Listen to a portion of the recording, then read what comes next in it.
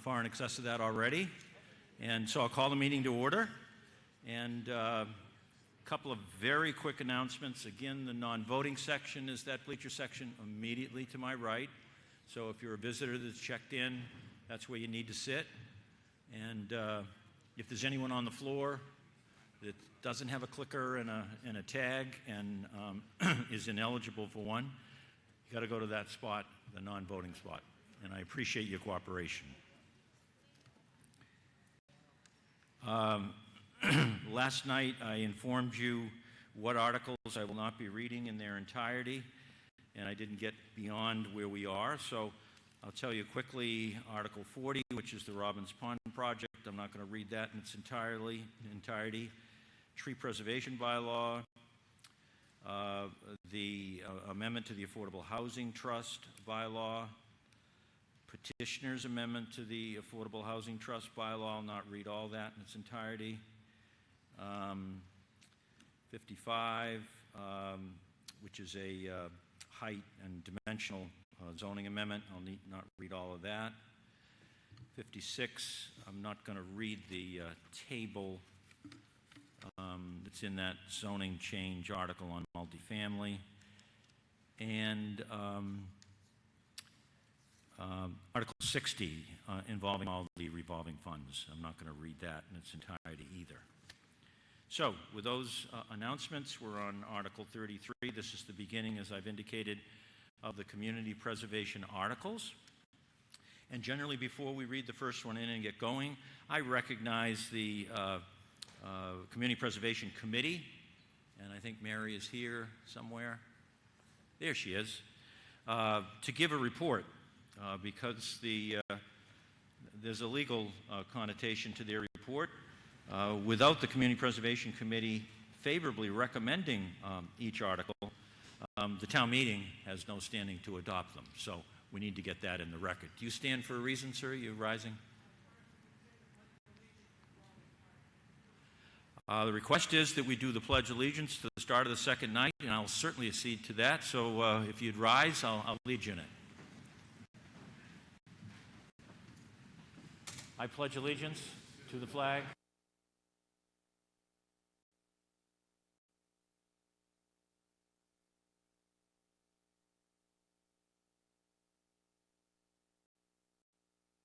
Thank you for reminding me, sir. Mary Maslowski, who is a member of the Community Preservation Committee, I believe is going to give the Community Preservation Committee report. Mary. Yes, I will. Thank you, Mr. Moderator. The Town of Harwich adopted the Community Preservation Act, modified to accommodate the replacement of land bank, effective July 1st, 2005.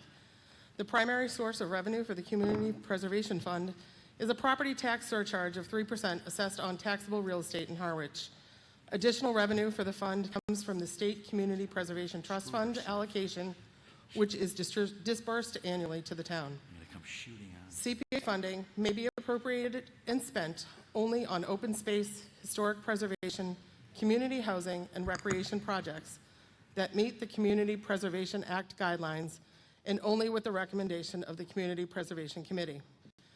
This year, the Community Preservation Committee received 10 applications, 4 for affordable housing, 1 for historic preservation, 1 for open space preservation, and 4 for recreation purposes. From October through February, the Community Preservation Committee met in public sessions and vetted each of these 10 applications to ensure that the projects met with the requirements of the Community Preservation Act.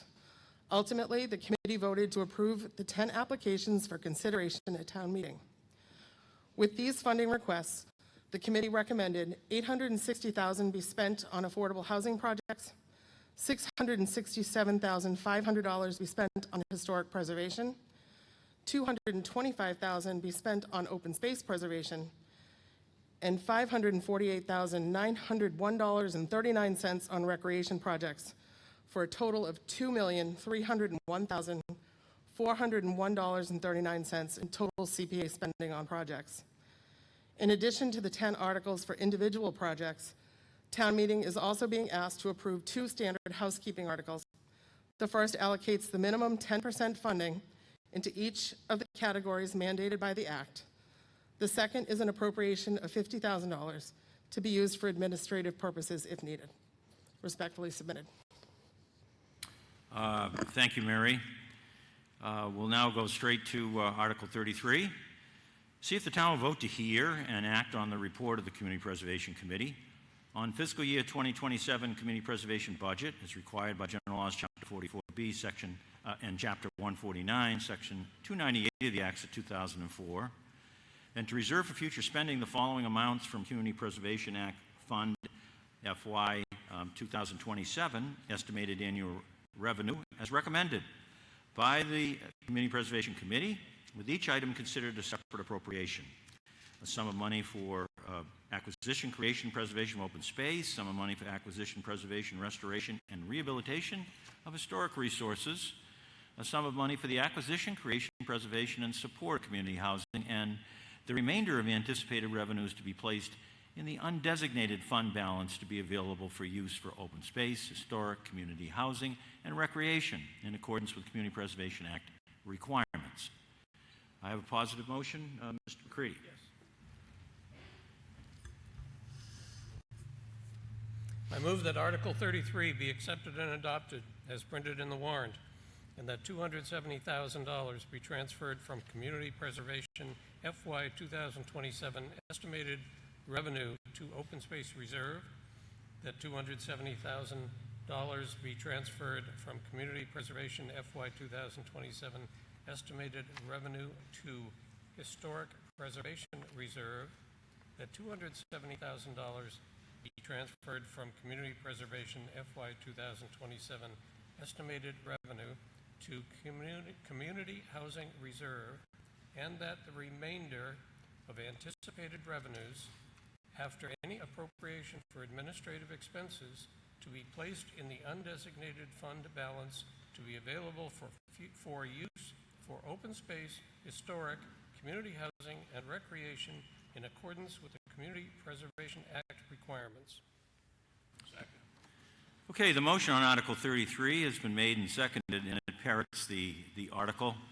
$270,000 going into each one of the three buckets: open space, historic preservation, community housing, and then the remainder into the of the anticipated revenues into the undesignated fund. Is there any debate? Hearing none, I'm just going to put the matter to a vote. All those in favor so signify by saying aye. Aye. And those opposed by saying no. It's a unanimous vote, and I so declare it. Article 34. See if the town will vote to appropriate $50,000 from FY 2027 anticipated revenue to fund administrative expenses of the Community Preservation Committee and to act fully thereon. Mr. McCready.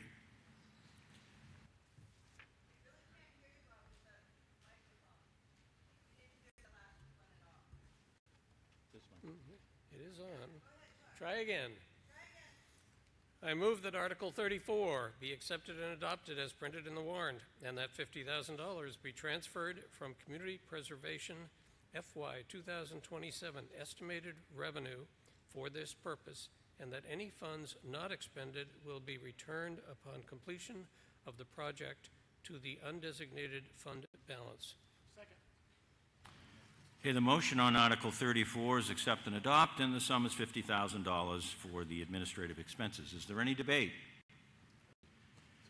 Hearing none, I'll put the matter to a vote. All those in favor of the motion as read so signify by saying aye. Aye. And those opposed by saying no. It's a unanimous vote, and I so declare it. Article 35. See if the town will vote to appropriate $10,000 from the Community Preservation Act Fund fiscal year 2027 estimated community housing reserve to fund a grant to Lower Cape Housing Institute and to act fully thereon. Mr. McCready. No, Mr. Norum. I've been advised by the town administrator that it is 25 as printed on the card and not 27 as in the warrant. Okay. Oh, the 25 is correct. Yes. Okay. All right.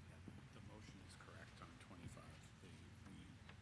When we set the warrant, we had a broad understanding of where we were taking the money. We got specific with the motion. Okay. And we're taking it from certified All right. balance of 25. All right. Thank you. Go ahead. Okay. Mr. Norum of the Finance Committee.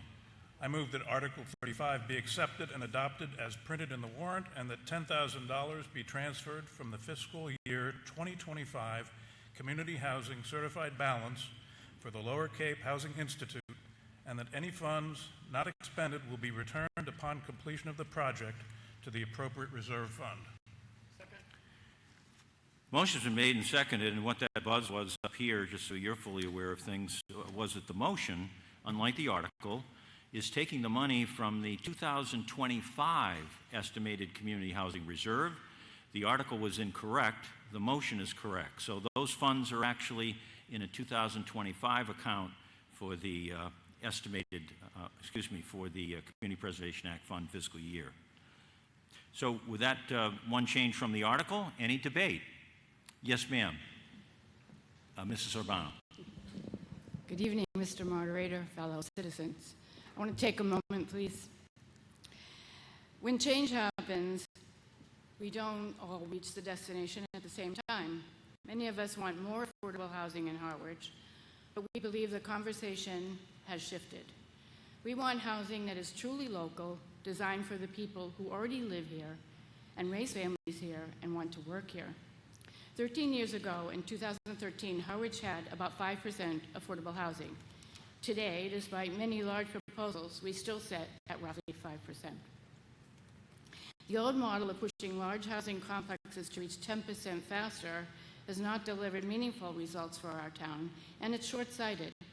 Towns across the Cape are catching the winds of change. We want year-round housing tailored to our specific needs, not one-size-fits-all state or regional properties. We support smaller housing developments spread across town, tools like the mortgage buy-downs, modular prefab units, and projects that respect our sole source aquifer, our environment, and Harwich's rural seaside character. We want neighbors, not large complexes. Our local comprehensive plan supports this approach, and we voted that in last night. When we approve CPC funds for the Lower Cape Housing Institute and Community Development Partnership, those dollars too often end up supporting advocacy for a large 40B project. That bypasses, of course, 40B projects bypass local zoning. Their last notable Harwich-focused small-scale project was Thankful Chase's Pathway back in 2010. It's a great project, and if you haven't seen it, I suggest you go drive by it. We are stewards of Cape Cod. We can support smart, well-planned housing while protecting the heritage of the environment we leave for our future generations. This conversation should not be labeling concerned residents as anti-housing. We simply want housing that fits for Harwich. I urge you to vote no on this article. Let's direct these CPC funds toward projects and efforts that truly meet our local needs and reflect Harwich values. Our CPC money, our vote. Thank you. Any further debate on the motion under Article 35, which is accept and adopt? Yes, ma'am. Yes, I'd like to know, our select board voted yeas 3 to indefinitely postpone this. So I'd like to hear from Don Howell, Pete Pekarsky, and Anita Doucette on why you voted such. Looks like Mr. Howell is rising to respond to that. Thank you. Thank you, Mr. Moderator. I appreciate the opportunity to say this. I've been involved with affordable housing for probably the last 25, 30 years. Bob Murray and I were actually pretty good friends. My metric has always been that if we're going to spend money, that somebody better be able to walk across the threshold and see a ceiling over their head. We spend an awful lot of money on like symposia and meetings. This has been going on for a number of years. Not much has changed in the realm of affordable housing. And I'm wondering here how many people feel like they feel the need to spend $10,000 to come to an educational meeting about affordable housing, why we need it, and what the regulations are, because that's what the purpose of this is. It's not going to build anything.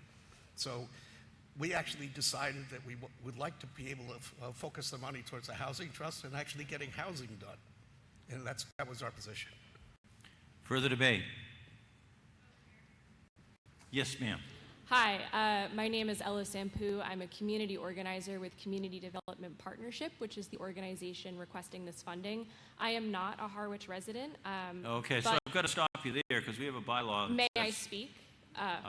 That's up to the meeting. So anybody object for speaking? If I see objections, then I'll take a vote, and we'll use the clickers. So all those in favor, this is a clicker vote, of allowing this woman to speak. Again, just introduce yourself again before they take that vote. Yeah, absolutely. My name is Ella Sampu. I'm a community organizer with Community Development Partnership, the organization that is requesting this funding. Okay. So all those in favor of allowing her to address the meeting, press yes, and those who are opposed, press no. Voting is open.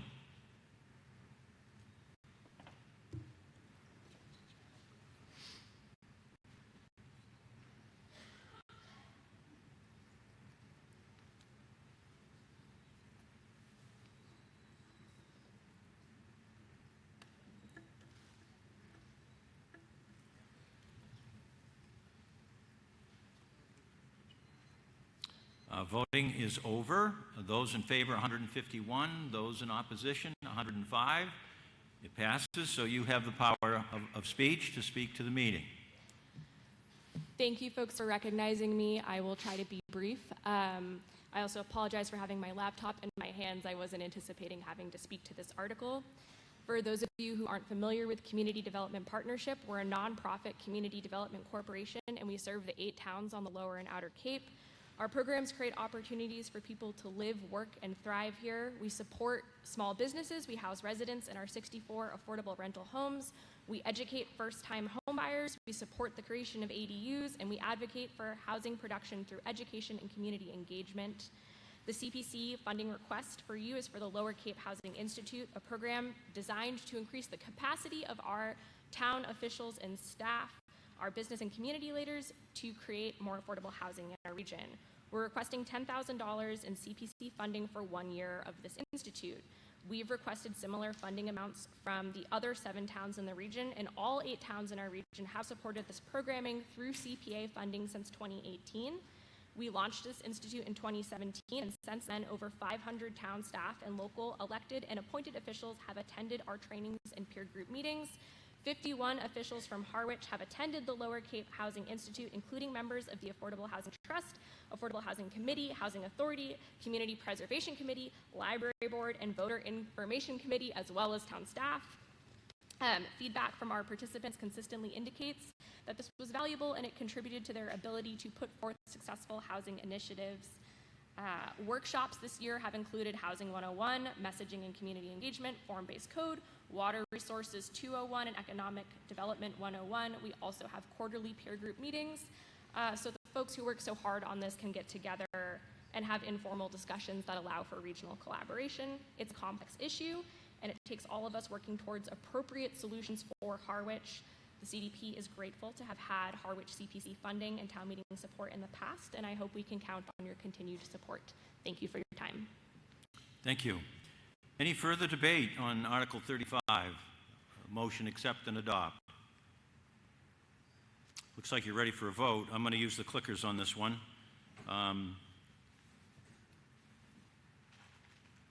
A green is yes, a red is no. Voting is open.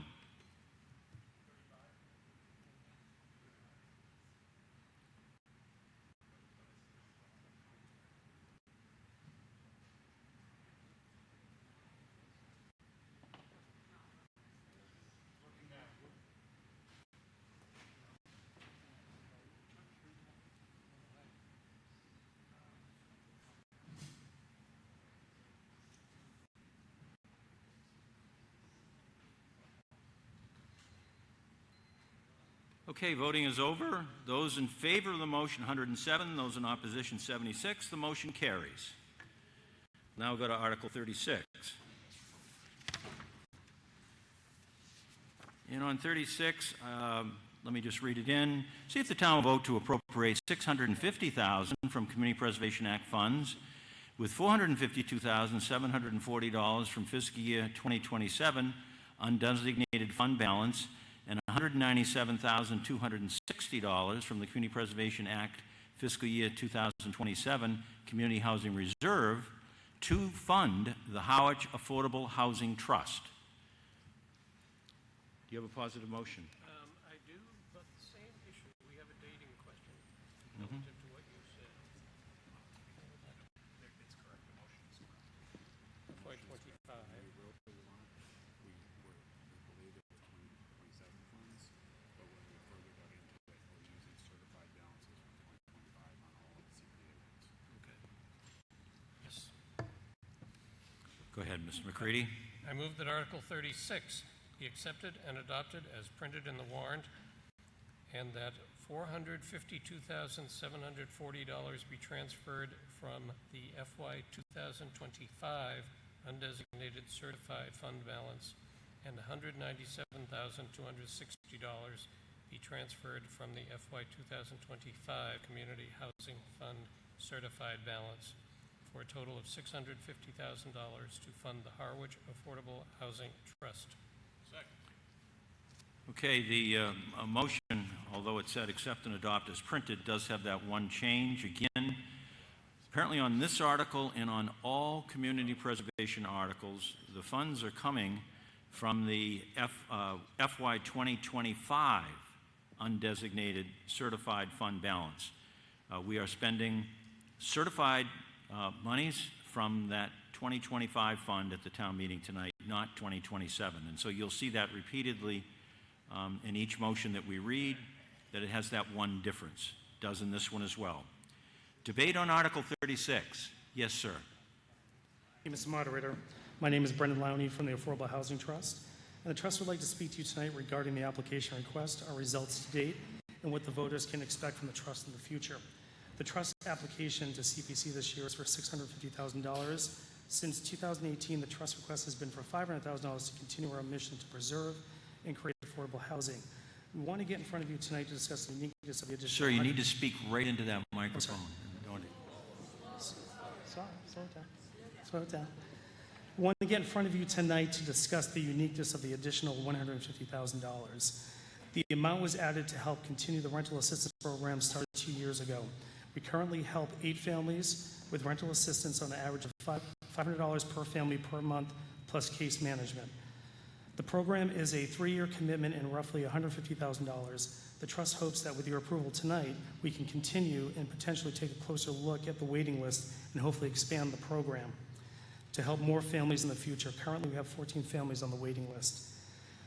The annual $500,000 the Trust has received since its creation in 2018 has been used in the following projects in conjunction with the rental assistance program. We're proud to say that we have committed to projects with developers in 4 of the villages in town. The first is the West Harwich School. West Harwich has been completed and has finished the rental lottery process. It has filled all 3 affordable units. As a result, the town will receive all 10 units in the development on the subsidized housing inventory list. The fire station at 203 Bank Street, Harwichport, has been completed and is waiting to start the lottery. Once started, they will be about 60 days away from filling those units, and all 3 units will be placed on the shy list. Earlier this year, the Trust is also committed to the following projects: 456 Queen Anne Road, the Penrose development in Harwich Center, with 60 units at 80% AMI or less. Pine Oaks 4 on Queen Anne Road in North Harwich, with 50 units at 110% AMI or less. And the West Harwich Square, which is located at 4852 Route 28 in West Harwich. This project proposes 14 units with 5 affordable at 80% AMI or less. All 3 projects mentioned in our motions have had local preference and the shy list conditions before the money is received. At this point, they are committed dollars, and the Trust will hold the funds until conditions are met, which leads me to the Trust and its main purpose as a fiduciary in watching the dollars. To date, we've given out almost about $4 million, which has potentially will produce 137 units, and that breaks down to a little bit over $29,000 per unit. Regarding the subsidized housing inventory list, we were at 5%, which is 329 units, and with everything we have in motion, we're going to be up to 7.08%.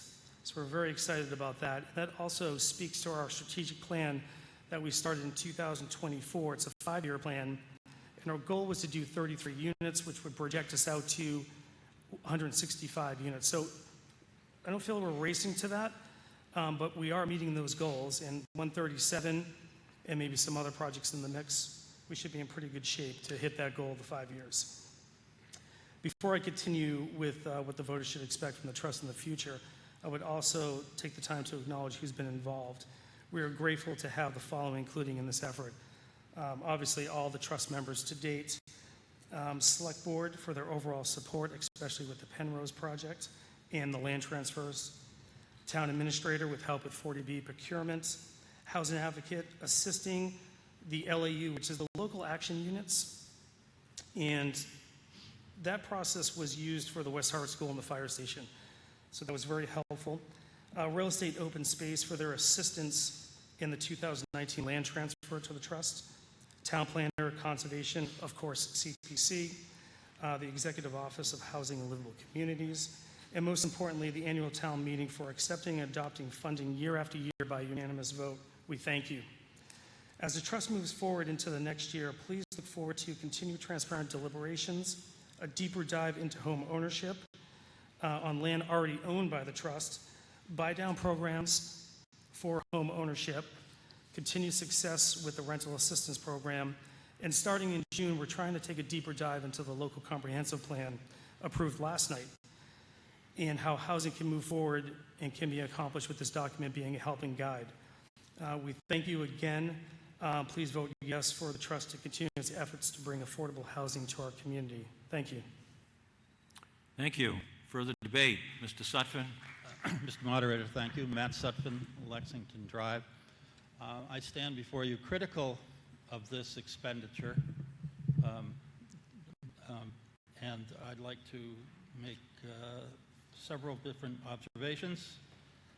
From my mind, it makes... thank you. Thank you very much. From my mind, it makes the trust essentially the de facto architect of the town. And by example, I would point out Pine Oaks 4, their decision to get involved in the funding of a monster unit for Harwich out in the woods, cutting down trees and severely impacting neighborhoods.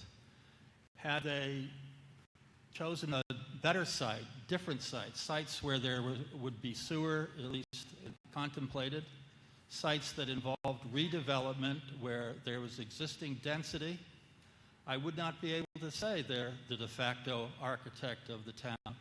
But given that they have supported PO4, that's a conclusion that I must come to.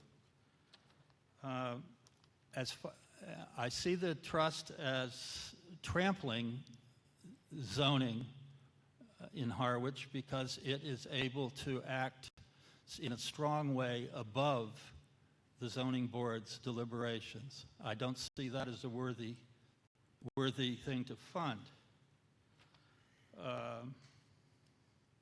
Indeed, as I've just mentioned, PO4 has trampled local zoning oversight. The trust could also trample future zoning by putting a cog in the work for deliberations by other boards, particularly the zoning board and the planning board. I do not think they should have the power to do that. And as stated last night, particularly with 40B applicants, establishing large rental complexes takes money out of town coffers that does not need to be provided. These big projects are going to go ahead because there are plenty of investors out there with plenty of money who really won't care whether or not we've thrown a 500, a million, or $1.5 million at something. They're going to do it if they want to do it, and they're not going to do it if they don't want to do it. So as far as I'm concerned, it's a waste of money. Money that, as the selectman explained at the beginning of the voting last night, money that's becoming in short supply. As you may have heard yesterday, we're now spending more money on interest than on the gross domestic product. This is the same. This is consistent with that problem before us. And lastly, it's laudable that the trust wants to find alternative housing for residents in Harwich. We need that. I don't want anybody to think that I'm standing up here discouraging that. I'm not. People who have been here need all the help they can get to stay here. No argument. What I'm concerned about is the 40, 50, 60% that will be living in a rental unit that are coming over here because they won the lottery or they just always wanted to be on Cape Cod. Those people impact our costs and demand our services and will essentially make it harder and harder for people who are already here doing their best to continue to stay here. So I ask you to vote no on this article. Thank you. Further debate? Yes, ma'am.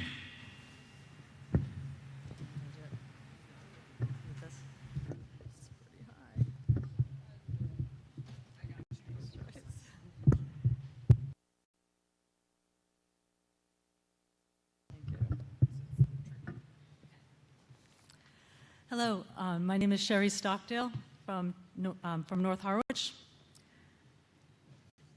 By awarding $1 million of Harwich taxpayer money to a developer who is using hostile 40B tactics, the Affordable Housing Trust has proven that it is not an effective steward of taxpayer money and is out of step with the community's interests. The state's 40B law is designed to take most of the decision-making power away from the town and financially punish those who oppose it, whether it be the town or individual residents.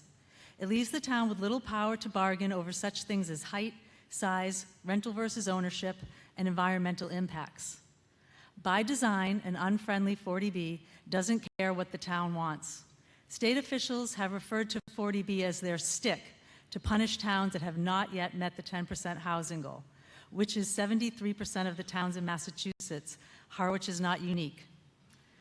Through this hostile 40B process, North Harwich would become the sacrificial lamb and a cautionary tale, as we would pay dearly for the state's patched-up rush job to make up for the fact that little has been done to increase housing and combat short-term rentals. There are currently 1,100 in Harwich. I resent the fact that the proponents of this are acting like this is the only way that affordable housing can happen. Here is Pine Oaks Village 4 by the numbers. This is what the Affordable Housing Trust decided to incentivize with taxpayer money. It would be one of 3 new housing developments, all within 3 miles of each other, despite the fact that residents have said that they wanted housing distributed throughout the town and not clustered together. It would have 242 units, 5 times the average size of the other housing developments currently being built on Cape Cod. Harwich residents cited overdevelopment as one of their top 3 concerns. It would be 100% rental, 0 ownership, no chance to build equity for the tenants of POV4. At least 20 acres of 100-year-old woodland and all its biodiversity would be clear-cut. 10 enormous 3.5-story buildings would be erected in an area zoned residential low density. A sea of asphalt would create 450 parking spaces in a parking lot the size of the one at Marconi Beach. 800 to 1,000 people would be added to a small area of Harwich, a town with a year-round population of 13,600. There are glaring and insurmountable local concerns regarding traffic and safety around the POV4 mega development. 1,700 additional vehicle trips per day would be added, which is a 23% increase in traffic on what are known to be the most dangerous roads in town. It would be situated in the center of 3 industrial commercial zones, surrounded by 6 failing intersections. 80% of cars and trucks speed in this area. Large commercial vehicles need 2 times the stopping distance of cars. Trucks weighing 80,000 to 100,000 pounds routinely travel Queen Anne Road. An inadequate 2-day Excuse me, I'm going to stop you there just for a moment. I want people to focus on the fact that we're not voting on Pine Oaks. I am trying... Just hear me out. I'm going to give you some direction. What we're voting on is whether or not to fund the Harwich Affordable Housing Trust. We're not voting up and down on Pine Oaks. So while I've given you some latitude because that is a project that has been supported by the trust in the past, apparently, that's not necessarily what we're voting on under this article. So it's fine to touch on it, but this is not going to be a referendum of Pine Oaks up or down. That's not what this article is, so I just give you that direction. Well, I'm sorry, sir, but by awarding $1 million of Harwich taxpayer money to a developer who is using hostile 40B tactics, the Affordable Housing Trust has proven it is not an effective steward of taxpayer money. I'm simply trying to prove that. And I'll let you make that argument to a certain degree, but I'm not going to sit here and allow a debate and then a vote on whether Pine Oak should be approved or shouldn't be approved, because that's not what's before the voters under Article 36. You may proceed with that caution. As part of their funding plan, the developers will be asking the town taxpayers for over $7 million in community preservation funds in 5 phases for a total of $7,010,000. What the developers of POV want to do to North Harwich is the opposite of community preservation. Rewarding a developer who ignores local input shows a lack of oversight. If the trust cannot distinguish between collaborative partners and hostile entities, it has forfeited the right to receive blank check funding from the Community Preservation Committee. We're not arguing about whether or not there's a housing crisis. We're arguing over the fact that last night, the community preservation or the housing production plan was approved, and that it cost the Harwich taxpayers $250,000. Certain town officials have decided to ignore that, as well as the community's high-level objections, and they actively support a project that is destructive to Harwich's environment and people. We as a town must support affordable housing, but we cannot support the mismanagement of taxpayer funds to support a housing development which will force dangerously dense housing into an existing fragile and historic community. These developers paid millions of dollars for the properties. They hired lawyers, architects, engineers, and a PR firm to spin themselves as our friends and neighbors. They're going for millions of dollars in state money, which will likely be granted, and they admitted to not needing Affordable Housing Trust money to make their project feasible. Taxpayer money should be used to protect the town's safety, environment, history, and character, not to fund those circumventing it for profit. That's all. Mr. Weiser was up next. Mr. Weiser, you're recognized.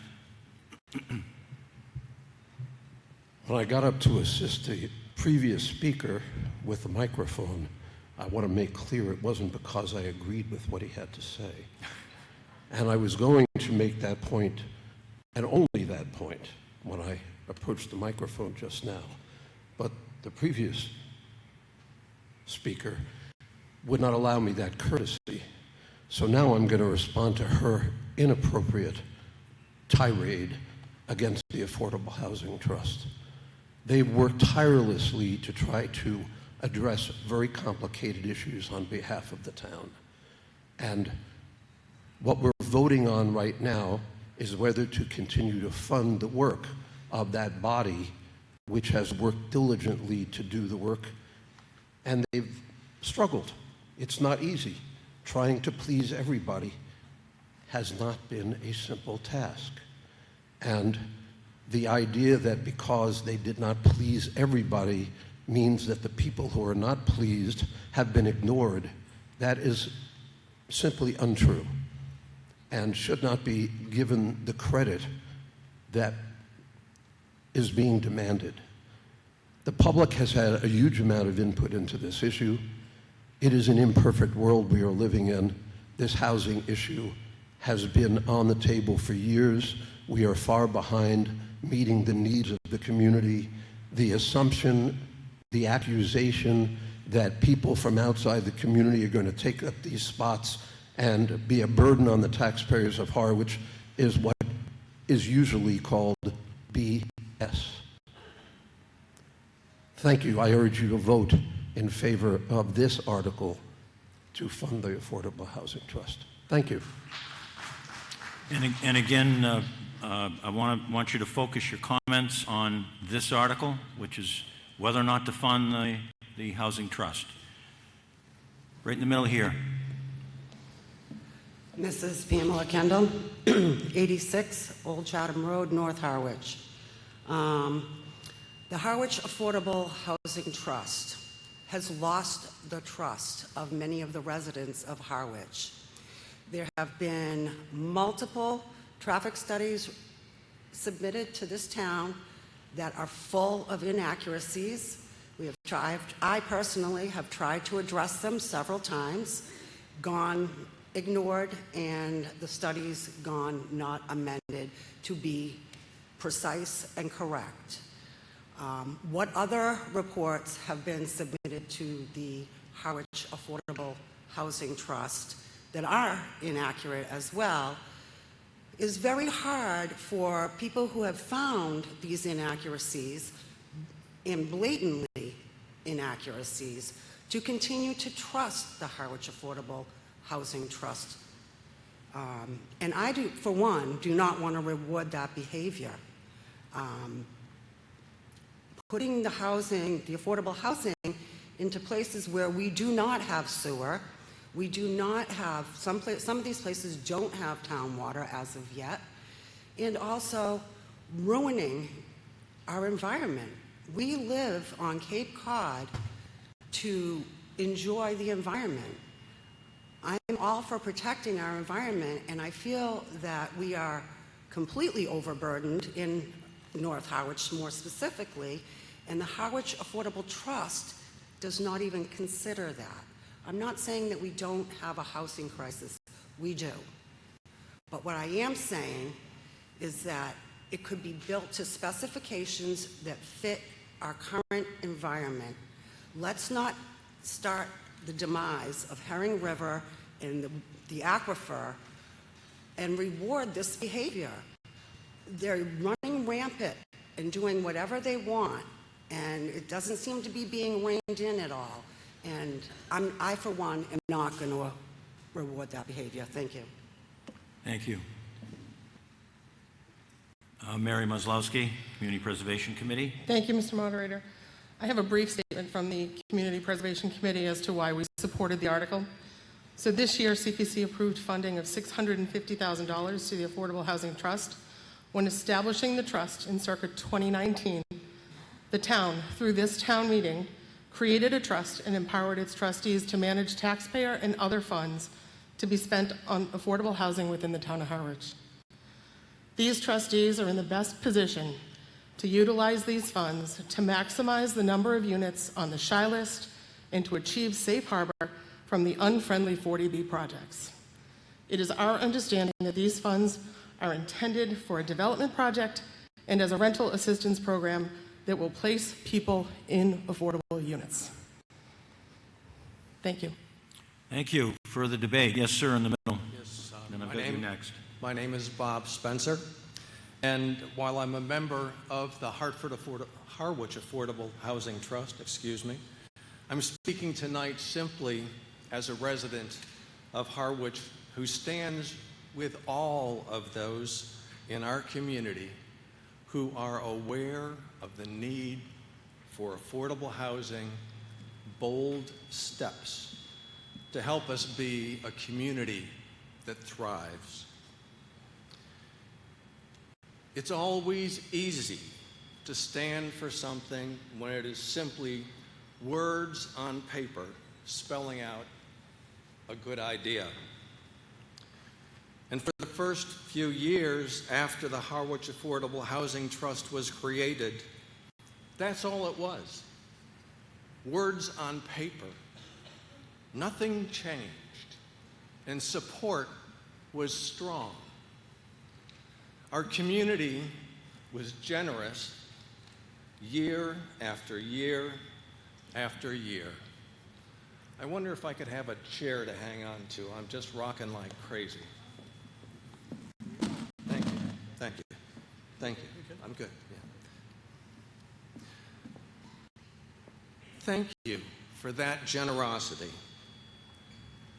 In 2021, the trust purchased land and nothing changed.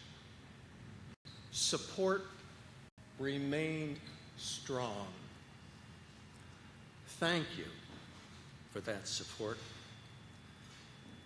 In 2023, when the trust developed their strategic plan calling for a development goal of 33 new affordable units each year over a 10-year period to bring us up to the target of 600 plus units to be the 10% match.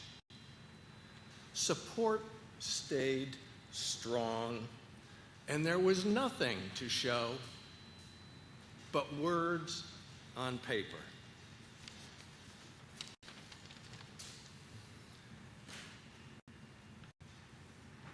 I might also say that when that strategic plan was passed, there were two people in the audience. And I think by the time that vote was taken to approve that plan, those two people in the audience were sound asleep. I think maybe there was one person online, and I'm pretty sure that was Elaine Shevlin, and she could have been asleep too.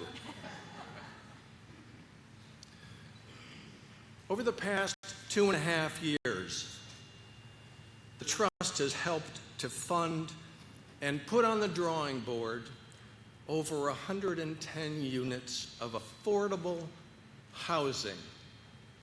Affordable housing. And your strong support is needed now more than ever before. We can all feel the change now because it's more than just good words on a piece of paper. Some say success should be punished. I don't agree. We're no longer considering just words on paper speaking to a good idea, but action to make those good ideas a reality. And we all know that affordable housing is a good idea. Your support is needed now more than ever, not just to develop affordable housing, but to address the infrastructure needs to help support that development. This is not a time to back away, but this is a time to step up. This is a time for guts and bold action. I ask each of you to join me as a fellow resident in saying, yes, we are serious about affordable housing, and yes, we do expect our elected officials to stand with us and to craft bold solutions for the challenges we will face as we grow and thrive. And I thank the members of the Community Preservation Committee for showing us the courage we all need to dig deep for here tonight. Please join me in voting yes on this article, and thank you for this chair. Further debate? Yes, ma'am. Joyce McIntyre, West Harwich. I have to admit, I am besides myself, just absolutely beside myself, that this is where we're at. The town meeting has long supported the Housing Trust. And yet I have gotten to a hard no on this tonight, and I'm going to share very briefly how I got there. And I really respect what the moderator is saying, so I'll keep it very focused and very brief. Starting a bit with how the community preservation funds work. Whatever you pay in taxes, there's as prior speaker noted, 3% surcharge on that tax. It's a line item, you pay it. Per the program, we can't buy gold toilets. There's only certain things we can spend that money on. The trust is one of them. By design, the program is set up that this money flows through town meeting. So in that sense, it's working how it's supposed to be working, right? We're all here really debating this. One of the things, this is why I'm kind of besides myself, I think is we can all, I would postulate, many of us can agree upon. We have a crummy set of state and federal laws and incentives that are thrown at us and all of our good intentions of trying to help people and the very real problem of housing and affordability and attainability on Cape Cod. And it's a crummy system, right? And being respectful of the moderator's direction, I'll be very brief. Harwich said we support this winter affordable and attainable housing, but said this project is too big and it's in the wrong place.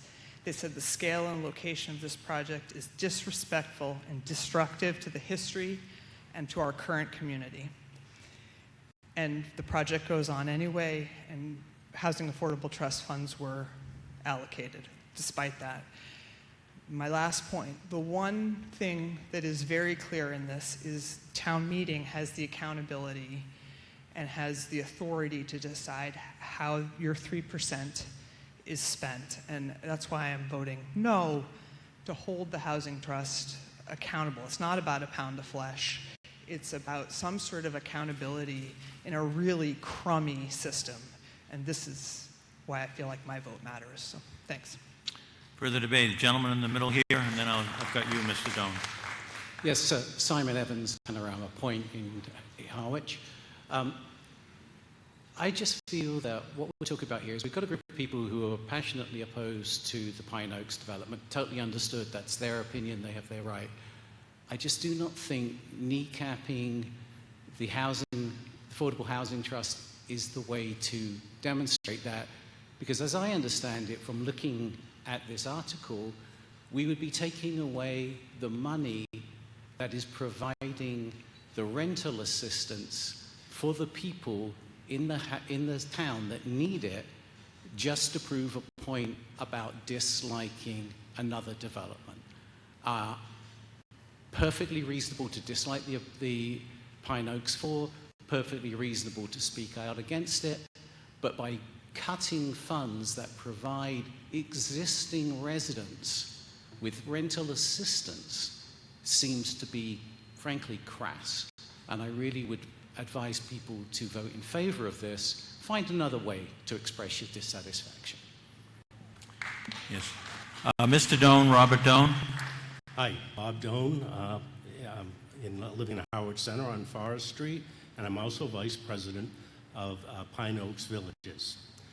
Now, I don't want to get off course here, Mr. Moderator, but there were a couple statements made specifically about Pine Oaks that I'd like to address. One is the reason why we do ask for money and how the project's funded, and a second is a comment about how many people will live there.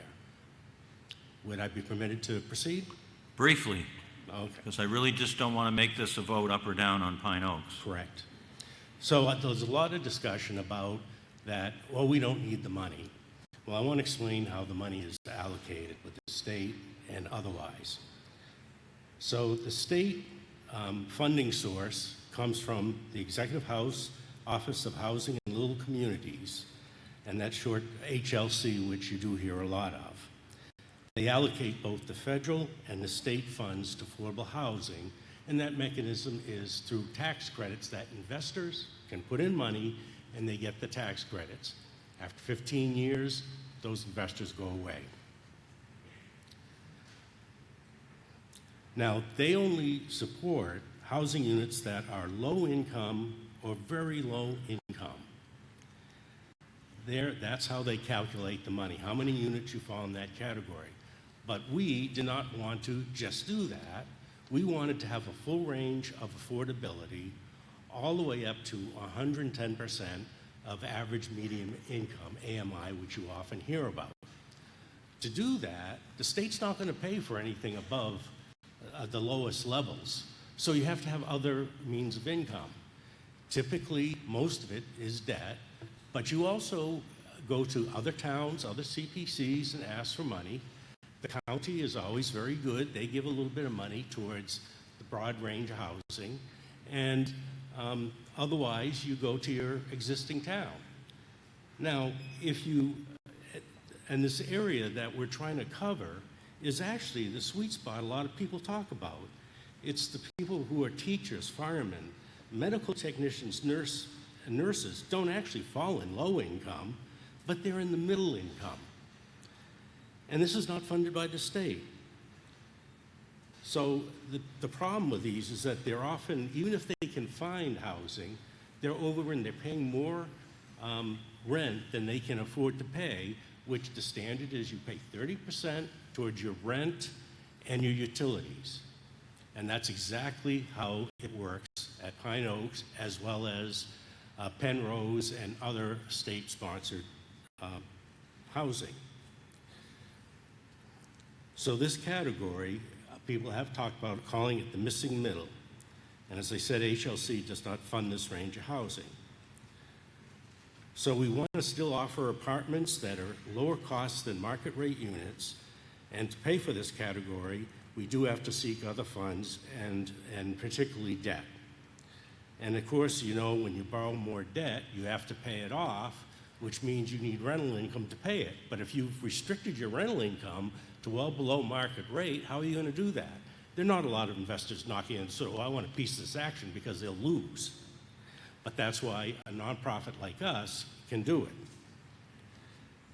So I did want to just bring that out, and that this town meeting, the town money is important, and it's important to HLC. They want to see participation from the town.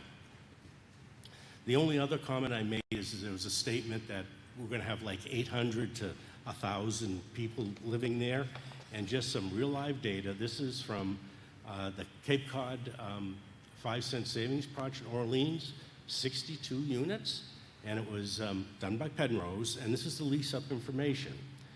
For 62 units, they had a total of 87 tenants. Even if you multiply that times 5, you're not getting anywhere near the number of people you're saying. And just a side note, only 15 of those were school-age children, and even that, school-age children doesn't mean they're going to public school. They're homeschooled, they go to private school, whatever. So it's not a heavy lift that people are threatening or are trying to worry you about. So that concludes my remarks. Thank you. Thank you, Mr. Doan. Further debate on the article? Yes. Richard Houston. Didn't recognize you from that distance, Rich. Thank you. I'm concerned, and through you, Mr. Moderator, I wanted to put out a couple of ideas and have people, perhaps from the appropriate committee, could comment on it. And I think some of this we've already touched upon. Voting no on this article does nothing to stop Pine Oaks 4. None of the money in this article, the money that was already voted on, is already spoken for, the money that went to the Pine Oaks 4. Am I correct in that? Is somebody in a position to respond to that? Brennan? That is correct. So, and state who you are again, and just so that people know. Brennan Lowney, Affordable Housing Trust. Okay. So the money that's going to Pine Oaks 4 has already been determined. The money that's in this article is going forward for other potential projects. Is that correct? Yes, that's correct. So if someone is, and I'm not saying this is true of me, but if someone is against Pine Oaks 4 and wants to use this as a symbolic vote to express their discontent, the only people they're punishing are people who might benefit from a different kind of project. Earlier, several people spoke about smaller scale projects, mortgage buy downs, et cetera, et cetera. Might some of this money be used for things of that sort? Through you, Mr. Moderator. Yes, it would.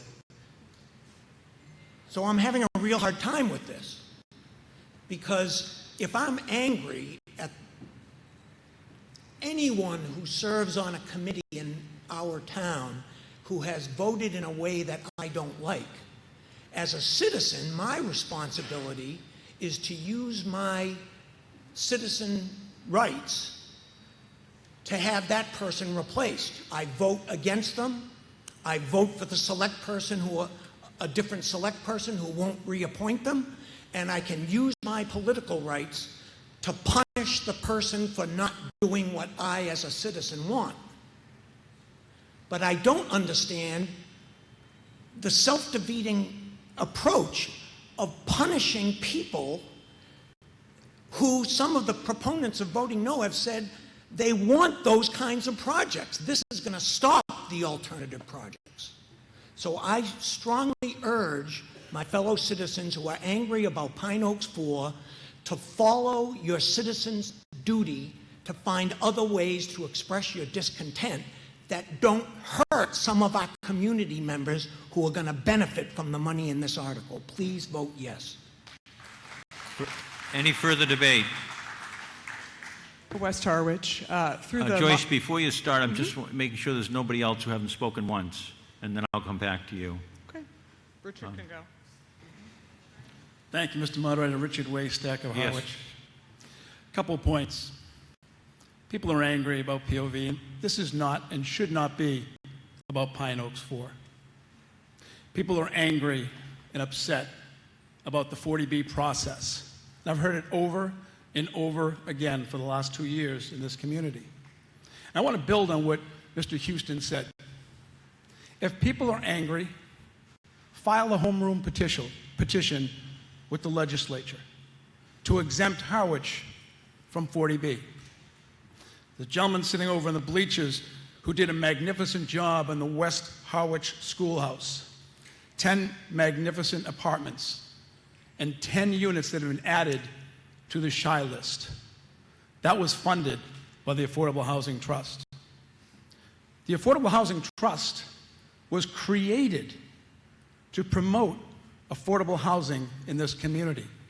They are doing their job. They are funded by the CPC, who voted unanimously to give them this money.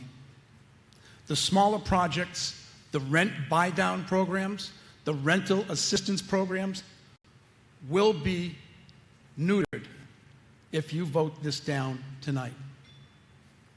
If you don't like 40B, if you don't like Pine Oaks, this is not the mechanism to voice your disagreement. And if I continue going to meetings of the Select Board, Affordable Housing Trust, the Board of Appeals, the Planning Board, and I hear the anger over 40B, that we as a community don't want 40B, then someone file legislation. File it with the legislature to say, we want to be exempt from 40B because of what it's doing to our community. Voting against this is not the way. Thank you. Gentleman in the middle, I don't think you've spoken previously. Go ahead. No, I'm David Chase. I live on Main Street over here, Main Street Extension. So, I mean, we're the guy that just spoke there. I mean, the people aren't angry, okay? They're just passionate about the situation, okay? So the bottom line, my only question is, and I don't know about all these 40B or the rest of the stuff, okay? I haven't heard any of this stuff before, but I'm just, people would be much more amenable if we knew that, like, for instance, the language of the gentleman that spoke from over here, if it was actually citizens that are going to get this housing, not just residents or members of the community, but actual American citizens, all right? Let me just put it that way. So, I know it's a horrible thing to say, isn't it? But that's the truth. So, is there any way to verify that thing? I think that's outside this article, sir. I don't think it's within the debate. Well, hopefully soon. All right, thank you. Further debate. Anyone who hasn't spoken? I've got Mr. Handler. I'm happy to hear the speaker. You're happy to hear? Please, thank you. Joyce, go ahead. First question, briefly, a point of clarification through the moderator, I suspect to Brendan. Could you elaborate? This is not the sole funding of the rental assistance program. It is part of it, correct? If you could elaborate on that. That would be correct. What we did this year is that we wanted to stay with our $500,000 ask, and we went to CPC, I believe it was last year or the year before, to get funding for the 150, and we did it through the Housing Advocate. And they wanted us to see if we could prove that the rental assistance can work. And we did that. So this year we're adding the 150 to continue that project because we're coming into year 3 and we want the additional $500,000 ask to keep the creation and preservation of the affordable housing that we have in motion. So this is not the sole funding. And then my last point, and then because my time and my number will be up, is not for you, is just to respond.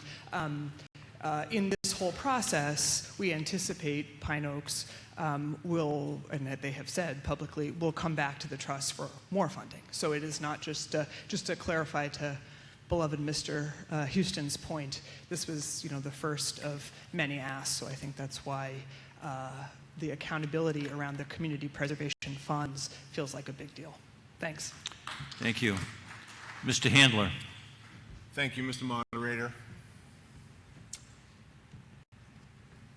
This debate, this conversation is needed. It's warranted. We hear you. I hear you. I wear 2 hats in this town.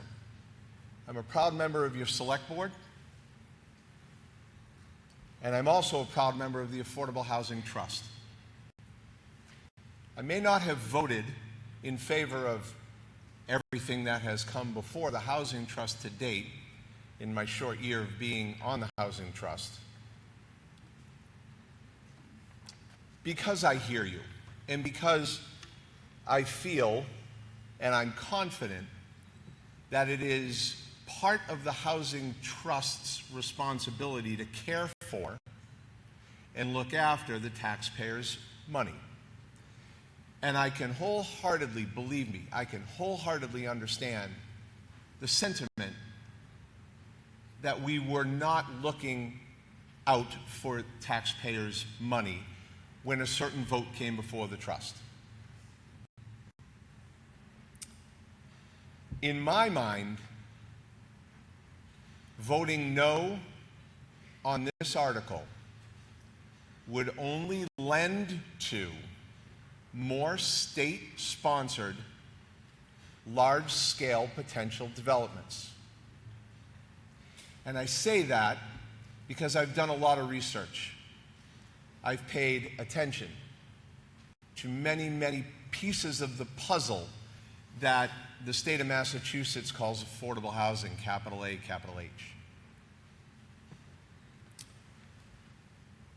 The select board, and I hope my colleagues don't mind me speaking for all of us, because we all had this conversation at a public meeting several weeks ago. We made a point to the public that we would, at this time, now with all we have in the pipeline for affordable housing units, we made a pledge that we were going to begin looking into the Safe Harbor Act, which is where when a town has enough affordable housing units, either in the pipeline or on the ground, we're in the pipeline at this point, the opportunity presents itself for the leadership of this town to go to the state and demonstrate that we are doing much better than the majority of the towns in the Commonwealth. I reached out to Mr. McGrail 2 weeks ago, week and a half ago, 2 weeks ago, and I have to tell you, Jay, I was wildly impressed with how fast you got back to me with this email. I reached out to Chris Clutchman at the Executive Office of Housing and Livable Communities to discuss Safe Harbor for the town of Harwich against 40B projects that could be coming down the road. The meeting could be set today. They responded to Jay in a way that truly I thought was remarkable. And I believe, and I hope at our next select board meeting, our chair, Mr. Howell, who's done a ton of work in this arena, will have it on our agenda so that we can schedule a meeting to enter into Safe Harbor, or at least begin the process. I'm sure it'll take quite a while.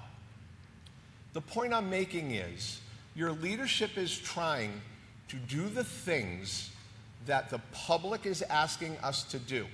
You're not asking us to stop affordable housing.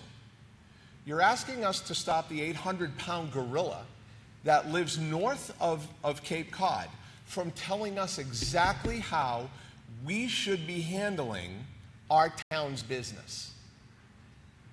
And for me to be before you and tell you that I do not like that, that would be an understatement. So again, I ask you to support the work of the affordable housing the way it was constituted and what it was designed to do. I understand the past has put a bad taste in a lot of people's mouths, mine included. But we have a plan to move forward with buy-down programs, with ownership, and I believe that the trust that's constituted today will do that. I don't want to see more openings for 40Bs that are not sponsored by the town of Harwich, as the Penrose project is. That was a town of Harwich sponsored 40B program. Lastly, I'll say this, and Mr. Howell mentioned it to me as I was walking up, and I thank him for bringing it to my attention. It is imperative for the trust to be able to move swiftly and quickly. If a project, a parcel of land, or something worthwhile that fits within the scope of where we are now going as a trust, we need to be able to act to continue our quest to provide affordable and workforce housing for the town of Harwich. I urge you to vote yes. As a member who voted no for the project that's been on the floor tonight, for the affordable housing, I was the no vote. I'm urging you to vote yes to this article. The trust relies on these funds. And one more, Mr. Moderator, if I could. There are rental assistance. We have to fund the rental assistance. We have to. There's no option there. And we're looking at another 12 to 14 people who are looking to join the rental assistance program. I urge you to vote yes. Thank you. Further debate on Article 36. Yes, ma'am. I think you've spoken once before, haven't you? I'll let Mr. Zakis go first. He hasn't spoken on this one. Thank you. Where does it say that this is going to fund rental assistance? It seems to me that the definition here is it's going to enable the trust to conduct necessary analysis, engage the community in meaningful public discussions, and advance the development of affordable housing units. It doesn't say anything about rental assistance. There was testimony, Mr. Zakis, from a member of the Affordable Housing Trust indicating that that was where the money was going, in his opinion. Right there, the 197.26. What was that again? I'm sorry. Mr. Handler was pointing out to me that he believes the $197,260, which is part of this article, is earmarked for that rental assistance. But it doesn't say that, correct? No, it doesn't say that in the article. Thank you. Yes, ma'am. Well, you've spoken previously. You haven't. Go ahead, ma'am. Hi, Elizabeth Harder, Harwich Center. I can't remember the proper phrasing, but I move the question. Is there a second? Okay, so there's been a motion made to move the question, which means to terminate debate. It's a non-debatable motion. Requires a 3/4 majority to pass. We're going to use the clickers for this one. So all those in favor of terminating debate on this article would press the green button, and those opposed press the red button. Voting is now open. You have 30 seconds to cast your vote.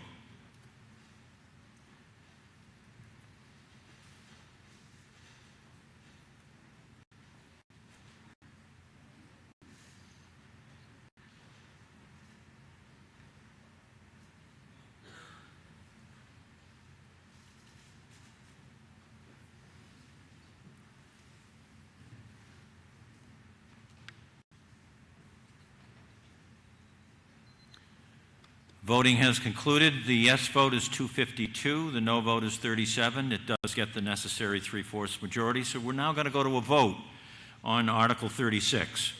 It's been a while, so let me just read the motion to you again that you're going to be voting on. I move that Article 36 be accepted and adopted as printed in the warrant, and that $452,740 be transferred from the FY 2025 undesignated certified fund balance, and $197,260 be transferred from the FY 2025 Community Housing Fund certified balance, for a total of $650,000 to fund the Harwich Affordable Housing Trust. We're going to use the clickers on this. Again, green is yes, and the red is no. Voting is open on the main motion.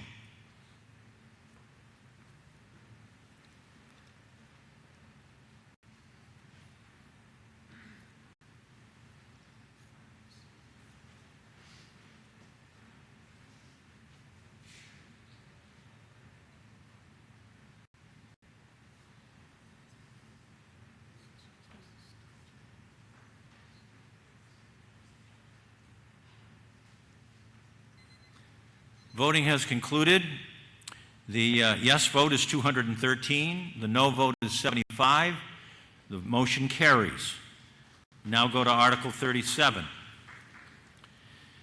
See if the town will vote to appropriate $100,000 from the Community Preservation Act Fund Fiscal Year 2027 undesignated fund to fund the Pemrose project at 0 Meeting House Road in Chatham. Do you have a positive motion? No.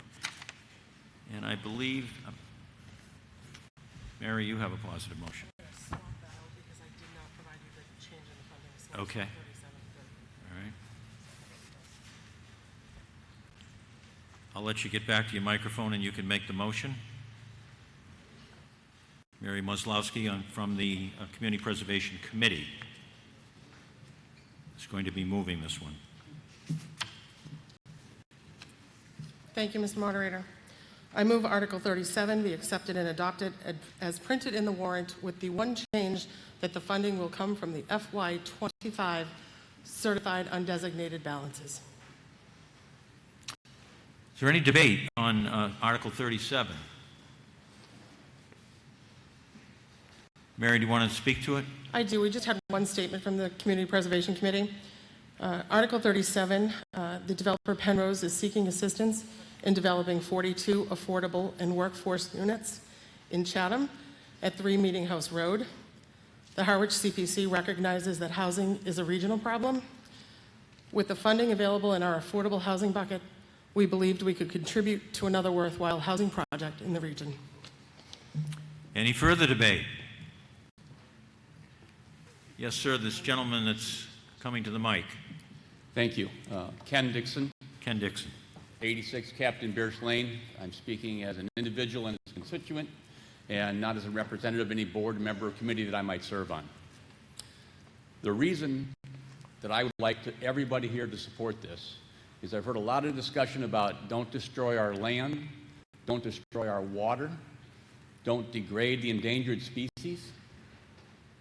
Here's an opportunity for us in Harwich to provide affordable housing, albeit in Chatham, but potentially for Harwich needing residents, people that need a place to live. If you recall what we had done in the past, we gave $100,000 to the town of Orleans for their affordable housing because the CPC suggested that we would do so. There were strings attached. When we gave them $100,000, there's something called a regional priority that we were able, the town of Harwich, our people residents, which means somebody who lived here, who worked here, or had children in the school system, could be part of the regional preference program. We gave $100,000 to Orleans. They had a 62-unit project. 6 residents from Harwich got accepted in the lottery. That's less than $17,000 we spent in that $100,000 contribution, and we provided housing for 6 people that were living in Harwich. Now, they're not living here in Harwich right now, but isn't our goal to provide affordable housing for people? And you want to do it without destroying your property, tearing down trees, polluting the Herring River? This is a perfect opportunity. Let them build it, and we will come. Thank you. Gentleman in the middle. I believe she had precedence here. Okay, she was first. My first question is why... Could you identify yourself, ma'am? Oh, I'm sorry, Peggy Gabor. Okay, Peggy. I'd like to know why the Select Board and the Finance Committee have both asked that this be postponed. Anybody from the Select Board want to? Mr. Pekarsky. Thank you, Mr. Moderator, and thank you for the question. I'll paraphrase on behalf of the board, at least based on some of the discussion that we had that evening when we took these votes. And the vote had little to nothing to do with affordable housing or support of affordable housing. What it had to do with is the impact in which it has to the Harwich affordable housing goal. So it does little to nothing to help us achieve the 10% threshold. We do recognize and understand that affordable housing is not isolated to the town of Harwich. However, and it was brought up that we in the past contributed money to the project in Orleans.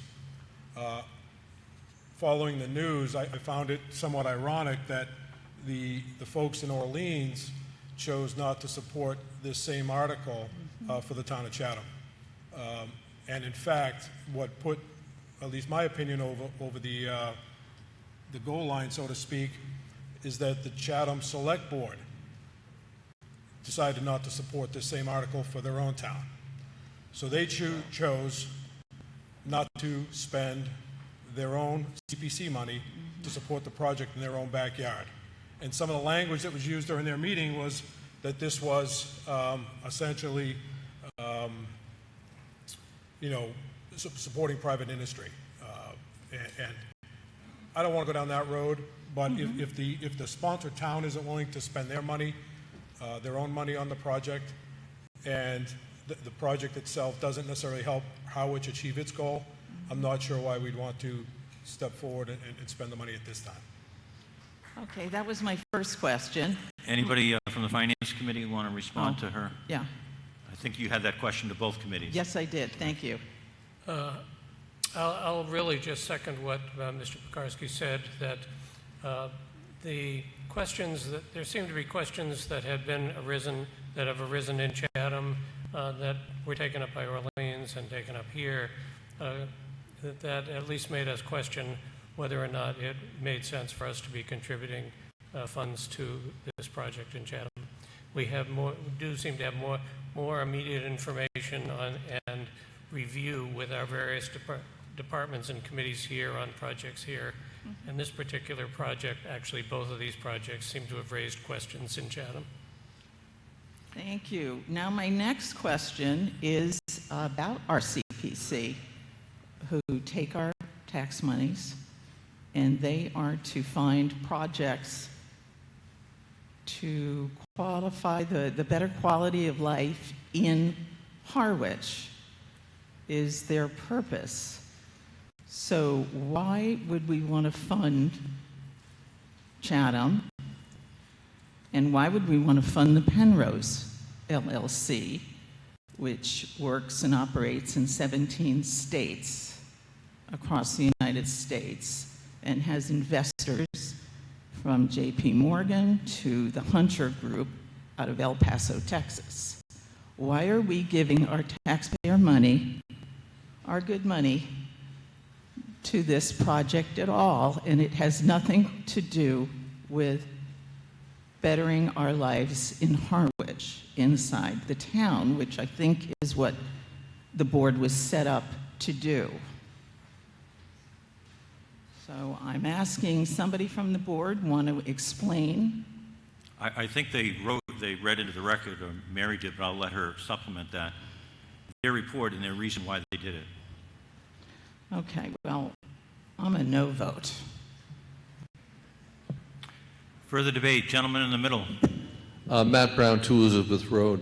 In light of what's been said about what it would do to our rating on under 40B, it wouldn't raise our percentage at all vis-a-vis affordable housing, right? Correct?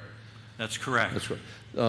So it's not really an advantage to us in any legal sense. But you have something here It says, the legality and status of this article were questioned by the FinCom, and I was curious what the legalities were that the FinCom was concerned about. Mr. McCready, do you want to respond to that?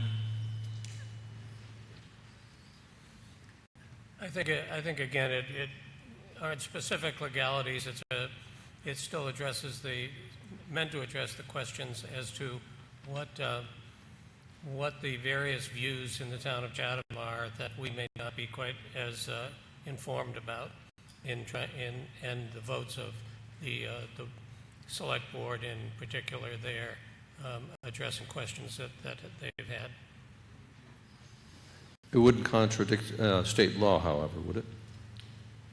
That isn't what he said. Doesn't sound like it. Okay, thanks. Any further debate? Mr. Sutphin. Thank you, Mr. Moderator.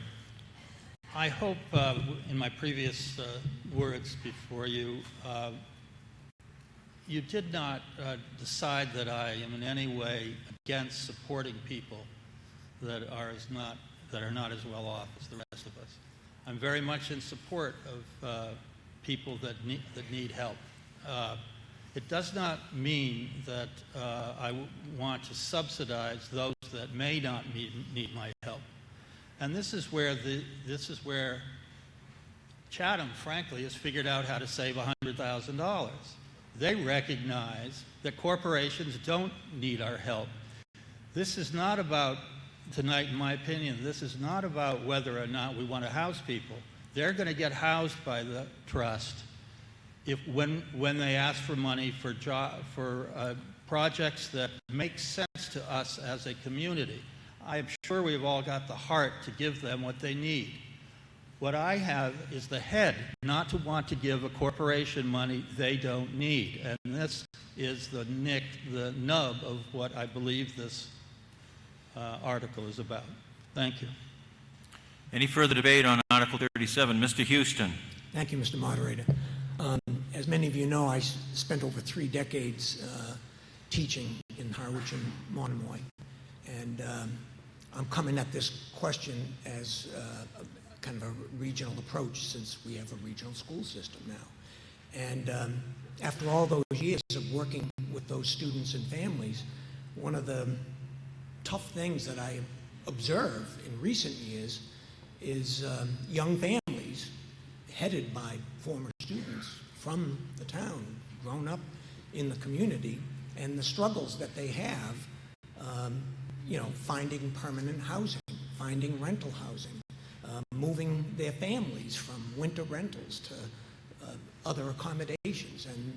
And it's hard to watch that go on. And so I approach this from, that educational vision. And if I had a young couple in their 30s, 40s, that's young to me, who have a couple of kiddos and they're struggling with housing and they're working to try to stay in our school district because they want their kids in our school district.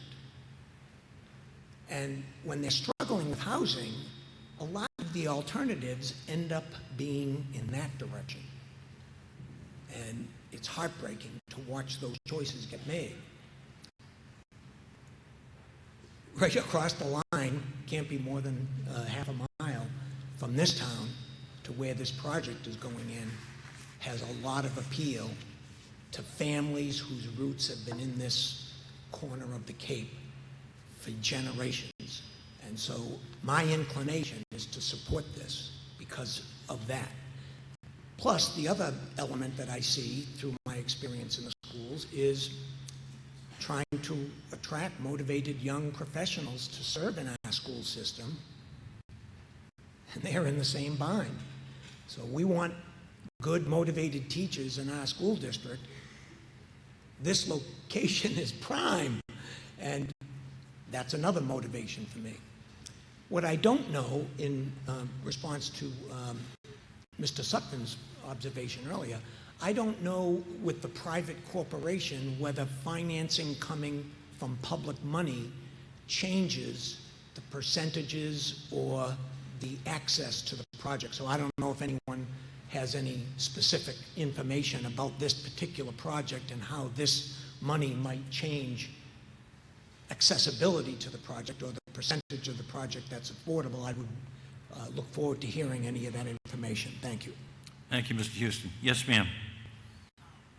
Moore Anderson from Harwich Center.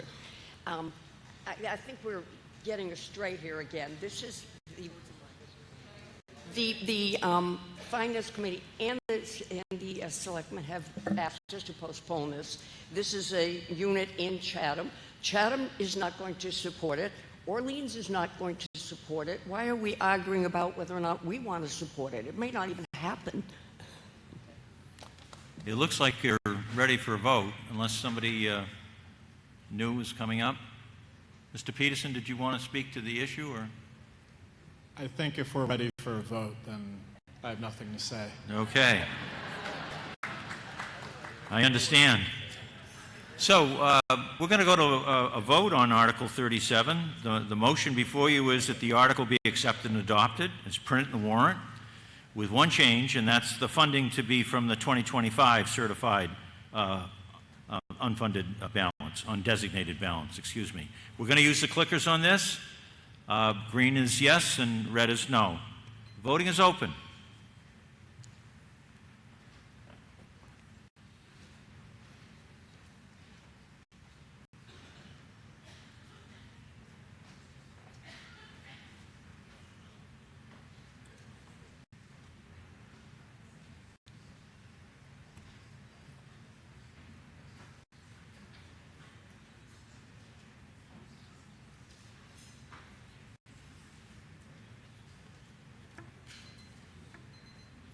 Voting is closed. Those in favor, 66. Those in opposition, 212. The motion does not carry. Article 38. I don't believe we have a positive motion from the Finance Committee on this one either. Mary? As a courtesy to the Community Preservation Committee that did the deliberation and took their votes, I move that Article 38 be accepted and adopted as printed in the warrant, with the one exception that the funding be that the funding come from the FY25 certified undesignated balance. Okay, and this Article 38 is for the 1533 Main Street in Chatham, another Chatham project. See if the town will vote to appropriate $100,000 from the Community Preservation Act fund, again, from the 2025 undesignated fund balance to fund the Penrose project. Any debate on this one? My only statement was that the CPC took the action for the same reasons as the prior article. Okay. Anything further?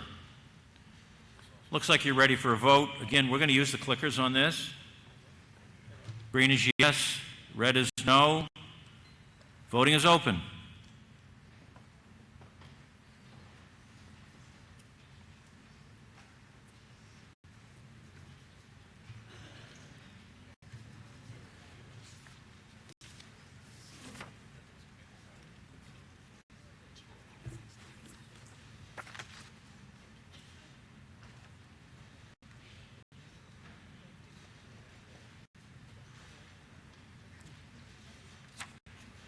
Voting is closed. Those in favor, 52. Those in opposition, 220. The motion does not carry.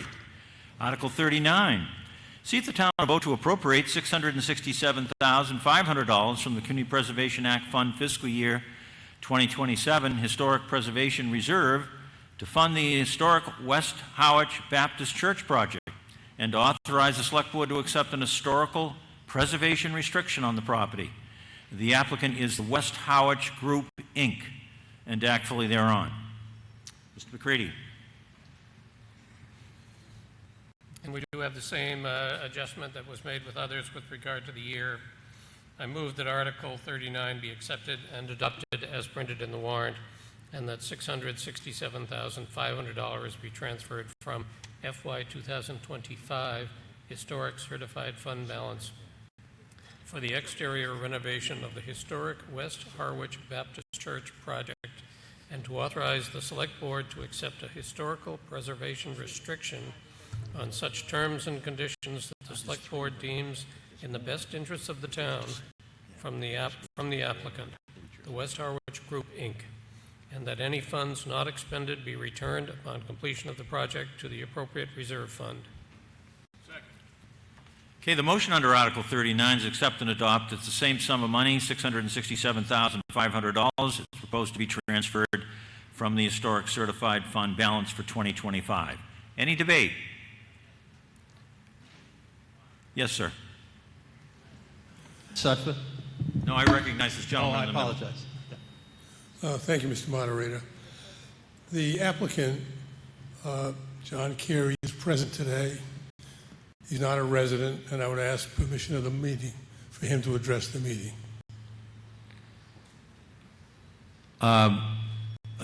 You're making that request on behalf of him, and you would like to address the meeting, I take it. Is he here? Okay. So, anybody object? Hearing none, you have the power of speech to speak, sir.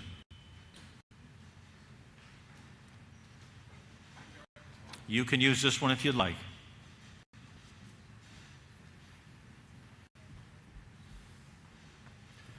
Good evening. I wanted to face all you because I understand it's a large sum of money and it just feels appropriate. Mr. Moderator, congratulations on 50 years. That's really impressive. Thank you. So, good evening. My name's John Carey. I'm here tonight to ask for your support for the preservation of the West Harwich Baptist Church. I believe this is one of the only articles before you all tonight that has the impact to potentially impact your children's children. A little history. 4 years ago, my wife and I, Piper over there, purchased the old West Harwich schoolhouse. Over the past few years, we restored it. We converted it into year-round housing. We're incredibly proud of the project. We listened to what you guys wanted in a housing project, and we built that. So we appreciate your support there. It was a partnership that made it work, so thank you for that.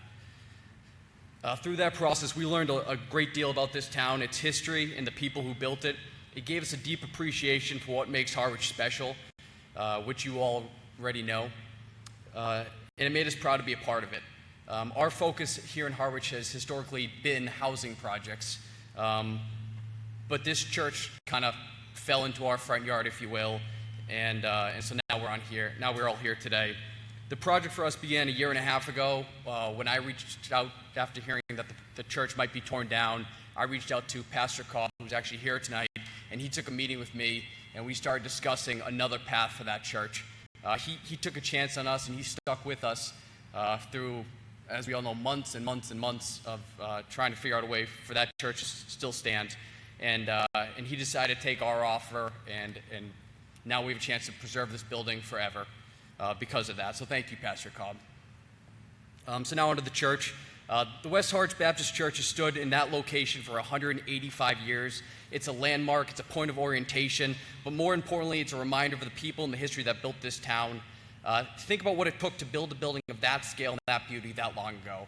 I don't think anyone could build it today in that way. We all recognize we're living through a period of enormous change here in Cape Cod. Harwich is becoming increasingly attractive to wealthy vacationers, second homeowners, third homeowners, and while we certainly benefit from that from a tax standpoint, we also have to decide as a town, where do we draw the line? For me and my wife, it was preserving the West Harwich Baptist Church. There was just no way we were going to allow that building to be torn down if we had the skill and the understanding and the passion of how to save it. So my wife and I stepped forward simply because we could not live with ourselves if it was torn down and put in a landfill. For those that have been inside the church, we had over 250 people in the last 6 months tour the property. You would understand this. It is absolutely breathtaking. The one thing we have been missing with the project was the old historic bell, and I think only one person knows this, but as of last Sunday, I presented this project and what we're trying to accomplish to the Evangelical Baptist Church in Yarmouth, and they have agreed to donate the bell back to the church, which is extremely exciting. So thank you to that church and all you that voted that way. It means a lot to this town. CPC funding exists, thanks to Mr. Doan, for exactly moments like this. It allows towns, you guys, to invest in places and buildings that define us. Your decision tonight is about the identity of Harwich. It's about your hometown pride. It's about whether we believe this town's history is worth protecting, I ask you to give this building another 100 years to serve your community. You have my word, my accountability that the project will be completed, and every one of you will have the opportunity to enjoy this building. I ask you tonight to vote in favor of the funding of the West Harwich Baptist Church, and I promise you I cannot do it without you. So thank you very much. Further debate? Mr. Berry? Yes, good evening. Duncan Berry. I'm speaking on behalf of myself, not a member of any board.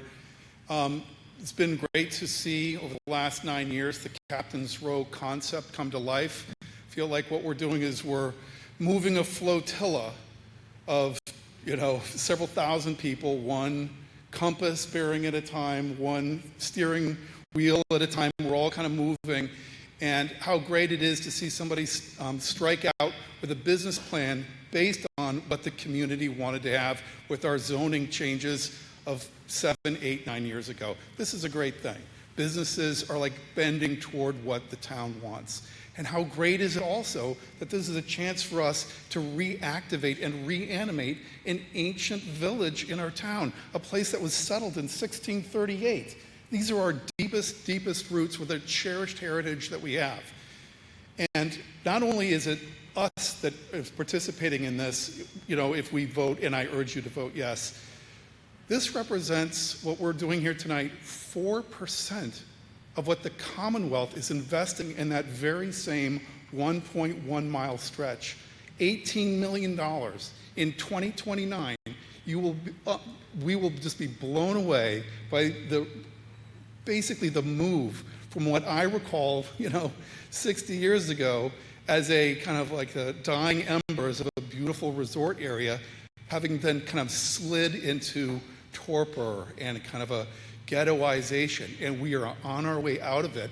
And with your vote yes on this, we have a bright multi-generational future ahead of us with, increased participation, luster, and, I dare say, revenue. Thank you. Mr. Sutphin. Thank you, Mr. Moderator. I move that the main motion here include an amendment, which I'd like to offer.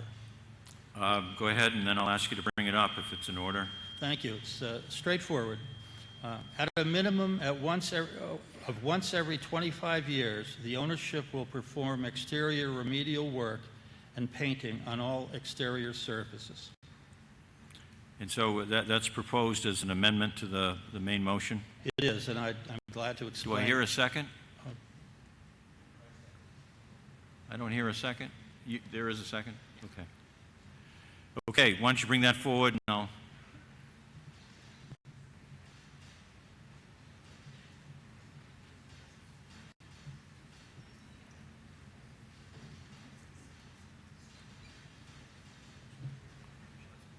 Sure, you can use that microphone. So what we have in front of us, if you give me just a moment, Mr. Sutphin, is a motion to amend the main motion. The main motion is to accept and adopt this article and appropriate the money. The amendment goes on to add a condition, which is the following. At a minimum of once every 25 years, the ownership will perform exterior remedial work and painting on all exterior surfaces. Mr. Sutphin. Thank you. My rationale for this is that in 1986, I put a building in New York on the National Register. I drove by it a couple of years ago, and it's looking pretty shabby. Now, it's had a new owner since I sold the building, and I'm only offering this amendment for clarity so that we don't have to dive into the contract at some future date and argue with an owner. Now, I'm grateful, very grateful to John Carey. He helped the town dodge a bullet, stood up to the post, and I could not be happier for it. But I operate under this, I might get hit by the bus thinking, which is that he may not be around when that building is in future need of remedial work or painting. So all this does is make it very clear going forward that any ownership in the future is taking care of this building because we gave the building $650,000. Thank you. That's as clear as I can make. Further debate on just the amendment. Anything on the amendment? Yes, sir. No? It's on the article. Anyone want to speak on the amendment? Mr. Waystack, on the amendment? Defer to Mr. Doan. You've deferred to Mr. Doan. Mr. Doan. I'd like to speak on the main article. Are you limiting it to just the amendment? Limiting it just to the amendment until we take care of the amendment one way or the other. On the amendment, Mr. Handler? No? Happy to hear Mr. Lowney. Mr. Lowney. Brendan on the Lowney. amendment only. Yes, Brendan Lowney. Real quickly, there is a historic preservation that has to go along with this. So whether the select board directs historic, involved with CPC and town council to create that preservation, but with it being a private property after that, I would not see a need for this amendment. So I think the historic preservation can do most of the talking on this. Thank you. Any further debate on the amendment? Please. On the amendment, Yes, Mr. sir. Waystack. Thank you. For years, CPC has funded a number of projects, and they've not required this amendment for future remediation. I strongly urge you to vote down this amendment and let Mr. and Mrs. Carey continue the tremendous work that they have started in this community. Thank you. Further debate on the amendment, Mr. Handler? Thank you, Mr. Moderator. Through you. After speaking to council on this amendment, town meeting will approve whether or not this article moves forward. Then a grant agreement will be entered into by the town and the recipient of the grant. It is out of bounds for future conditions to be placed on this structure. CPA funds are for historic preservation. That's the bucket this money's coming out of. There is no reason to entertain some of the things that I've already heard. What's going to go in there? What the business will be? What if in 25 years it needs paint? That's on the applicant. That is not for this body to decide. And I think it is a wild overstep to ask for a condition, as Mr. Waystack said, that has never been in play before with any other CPC article. So I would urge you to vote this amendment down. Thank you. Further debate on the amendment? Anyone else want to speak on it before I get back to Mr. Sutphin? Mr. Sutphin, you have one more opportunity. Thank you. I don't think my amendment really would be any challenge for Mr. Carey or for anybody else for that matter. If we're going to subsidize the workings of that church, we might, or we should, expect something. I don't think it's in any way against the law for us to expect that for our tax dollars, we are going to have a nice church that is presenting itself well for our children and our grandchildren. I am just buying some insurance here because nobody can say that it will be painted a second time tonight. Thank you. Any further debate on the amendment? Looks like you're ready to vote on the amendment. We'll use the clickers. The amendment would include an additional sentence on the article. The article is an accept and adopt. I'll note that it is on the condition that the authorize the selectmen to accept an historical preservation restriction on such terms and conditions the selectmen deem in the best interest of the town. That's in the main motion already. So the amendment would add an additional sentence by Mr. Sutphin, and it reads, at a minimum, once every 25 years, the ownership will perform exterior remedial work and painting on all exterior surfaces. We'll now take a vote as to whether to add that amendment. Green is yes, red is no. Voting is open.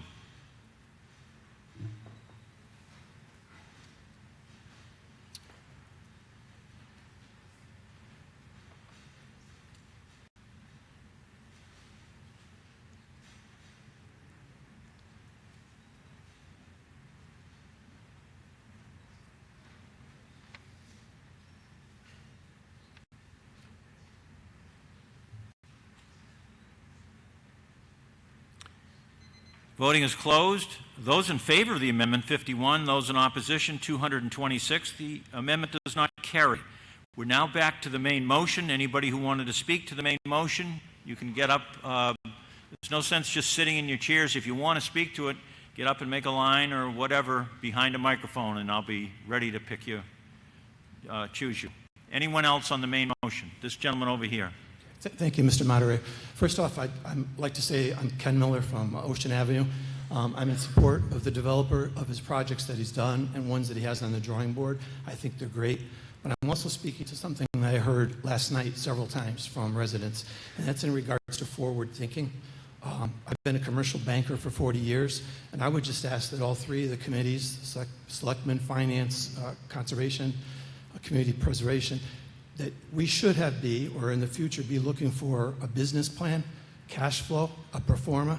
I'm just concerned that this project, which I think is a great one, doesn't become a debt for the town down the road.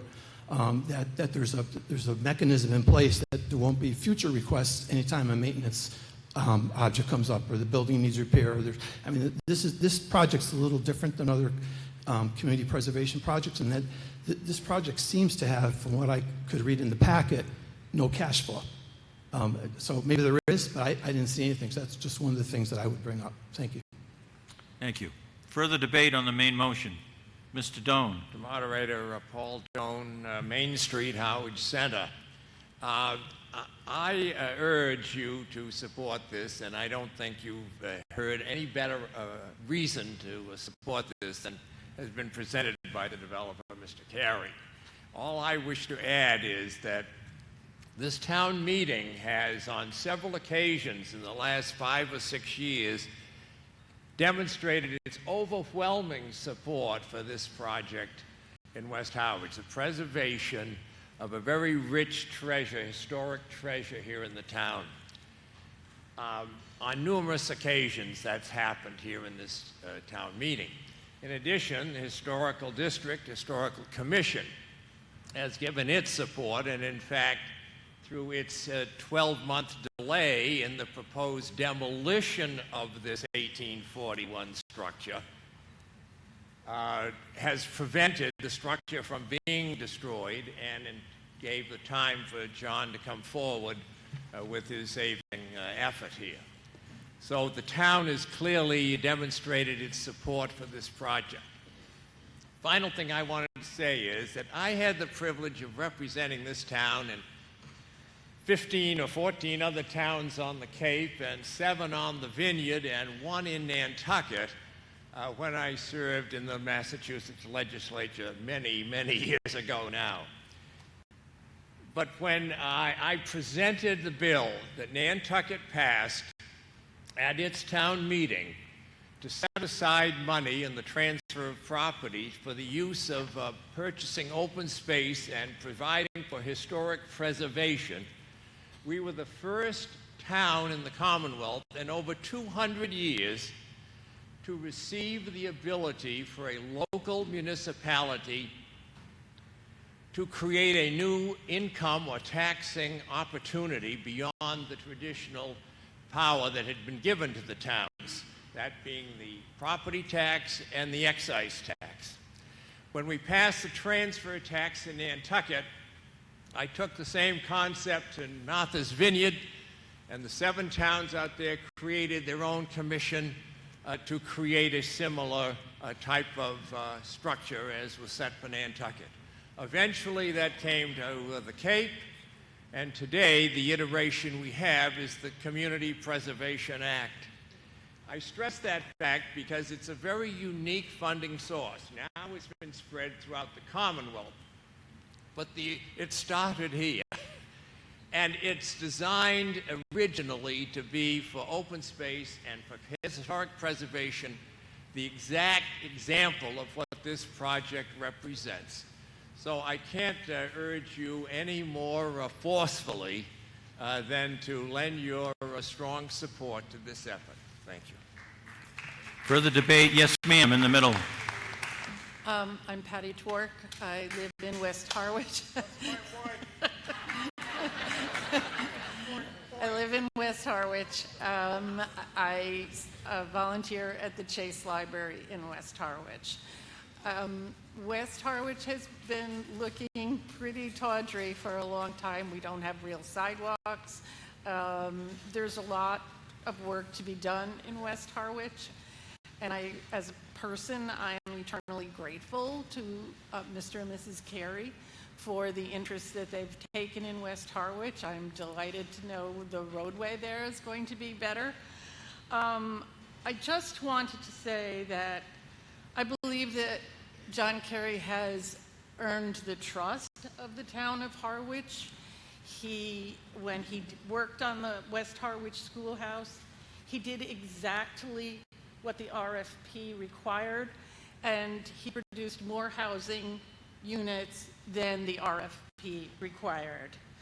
The replica of the schoolhouse is exact because he measured every piece that he took off the old building. So John has the trust of the town, I believe. He's rescued the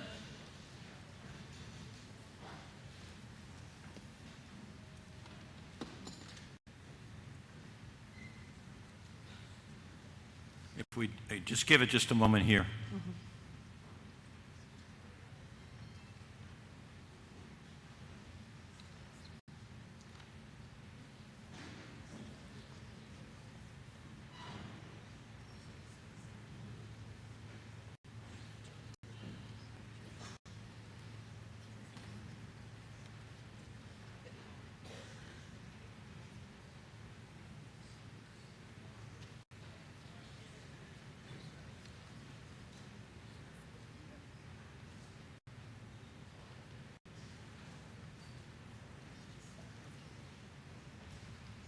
I think we're all set, ma'am. You can continue.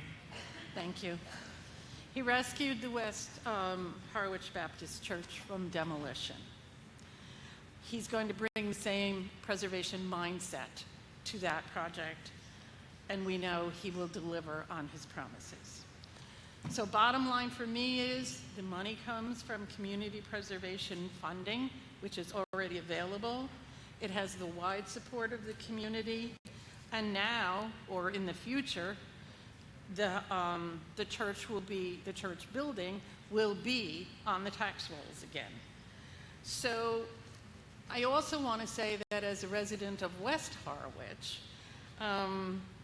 we live in a special part of town. There's a lot of history in West Harwich. We began as a village of sea captains, entrepreneurs, and philanthropists. We recognize that we have a responsibility to protect the historic past of the town. So John has our trust, he has the wherewithal, he has the knowledge, and he will be able to turn the West Harwich Baptist Church into a vibrant church again, and also 2 additional community spaces. So I encourage all of you to vote in favor of this wonderful project. Any further debate on the motion under Article 39? Yes, sir. Good evening, Mr. Moderator. My name is Fred Beauregard. I live on 98 North Road in West Harwich. My wife and I volunteer at the Church of the Council Church Food Pantry right in the corner of Belmont and 28. We've watched John Carey rebuild the schoolhouse. We've watched John take care of the cemetery behind the church.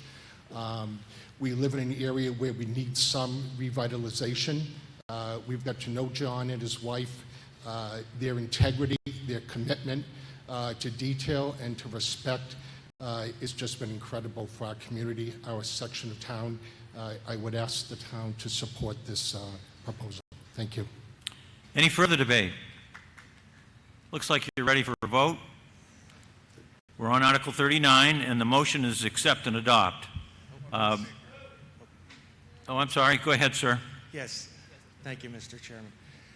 My name is Jonathan Cobb. I am pastor of said church, as we call it, West Harwich Baptist Church, otherwise known as First Baptist Church, established in 1757. And I want to give my opinion as a resident and as the pastor. I am fully for the Careys and what they've done. if you look at the schoolhouse, it's perfect. You can't, there's nothing to criticize. It's excellent. Excellent work. So that, basing on that, I think the work that he's going to do at the Baptist Church there on the corner of West Depot and Main Street there, I think he's going to do a great job, and I just encourage you to vote yes on this. Thank you. Thank you. Anyone else? Okay, we're going to go to a vote. We're going to use the clickers on this one. Green is yes, red is no. Voting is open.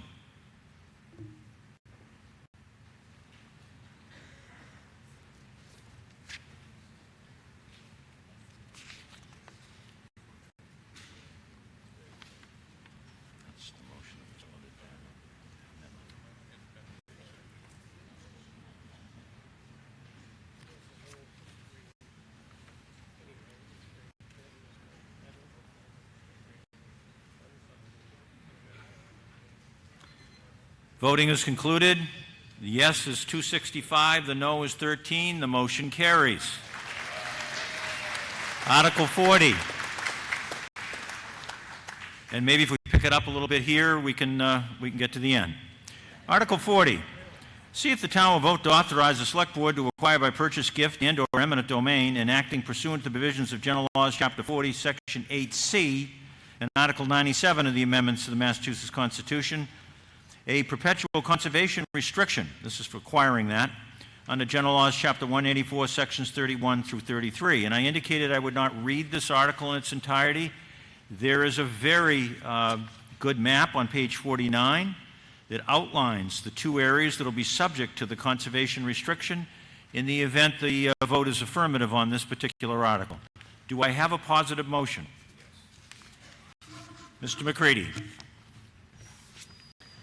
I move that Article 40 be accepted and adopted as printed in the warrant, and that $225,000 be transferred from FY 2025, again that correction, open space funded certified balance to fund the Robbins Pond property acquisition project, and that the Select Board and Conservation Commission be authorized to acquire said property, to execute all documents, and take any actions necessary to effectuate the purposes of this vote, as described in detail in the warrant, and that any funds not expended will be returned upon completion of the project to the appropriate reserve fund. Second. Motion under Article 40 is accept and adopt. The sum is the same as in the article, $225,000 from the Open Space Fund. The only change is it's the 2025 fund. Debate on the article. Anyone from CPC want to speak to this? I know that in their opening comments they recommended favorably in their report. Anyone else? Looks like you're ready for a vote. All those in favor of the motion as read so signify by saying aye. Aye. And those opposed by saying no. It's a unanimous vote, and I so declare it. Article 41, see if the town will vote to appropriate $197,260 from the Community Preservation Act Fund fiscal year 2027, it'll be changed to 25, undesignated fund balance to fund the Fields Irrigation Project. Mr. McCready. I move that Article 41 be accepted and adopted as printed in the warrant, and that $197,260 be transferred from FY 2025 undesignated fund certified balance to fund the Fields Irrigation Systems Project, and that any funds not expended will be returned upon completion of the project to the appropriate reserve fund. Second. Motion was made and seconded under Article 41. It's $197,260 to be transferred from the 2025 undesignated fund balance. Mr. McGrail. So there was an administrative error in my office after the warrant we realized after the warrant was printed. CPA had actually voted $350,000 for this project. Because of the administrative error with the warrant, we decided to move forward with the project this year at $197,000. It's still a viable project. There's a number of fields that we're going to irrigate with this money. We're still going to be able to make significant progress with that irrigation project, and the intent is to come back to town meeting next year for the remainder of the funding to do the third field. We still have a viable project with the 197 and apologize for the confusion. Any further debate? Looks like you're ready for a vote. All those in favor of the motion as read so signify by saying aye. And those opposed by saying no. It's a unanimous vote, and I so declare it. Article 42. See if the town will vote to appropriate $35,793.50 from Community Preservation Act Fund, fiscal year 2027, undesignated fund balance to fund the Department of Natural Resources Water Quality Equipment Replacement Project. Mr. McCready. I move that Article 42 be accepted and adopted as printed in the warrant, and that $35,793.50 be transferred from FY 2025 undesignated fund certified balance to fund the water quality equipment purchases, and that any funds not expended will be returned upon completion of the project to the appropriate reserve fund. Motions accept and adopt, and the amount is the same as the article, $35,793.50, transferred from that 2025 undesignated fund balance. Any debate? Looks like you're ready for a vote. All those in favor so signify by saying aye. And those opposed by saying no. It's a unanimous vote, and I so declare it. Article 43. See if the town will vote to appropriate $25,107.89 from the Community Preservation Act Fund, fiscal year 2027, undesignated fund balance to fund the Department of Natural Resources Shellfish Lab. Mr. McCready.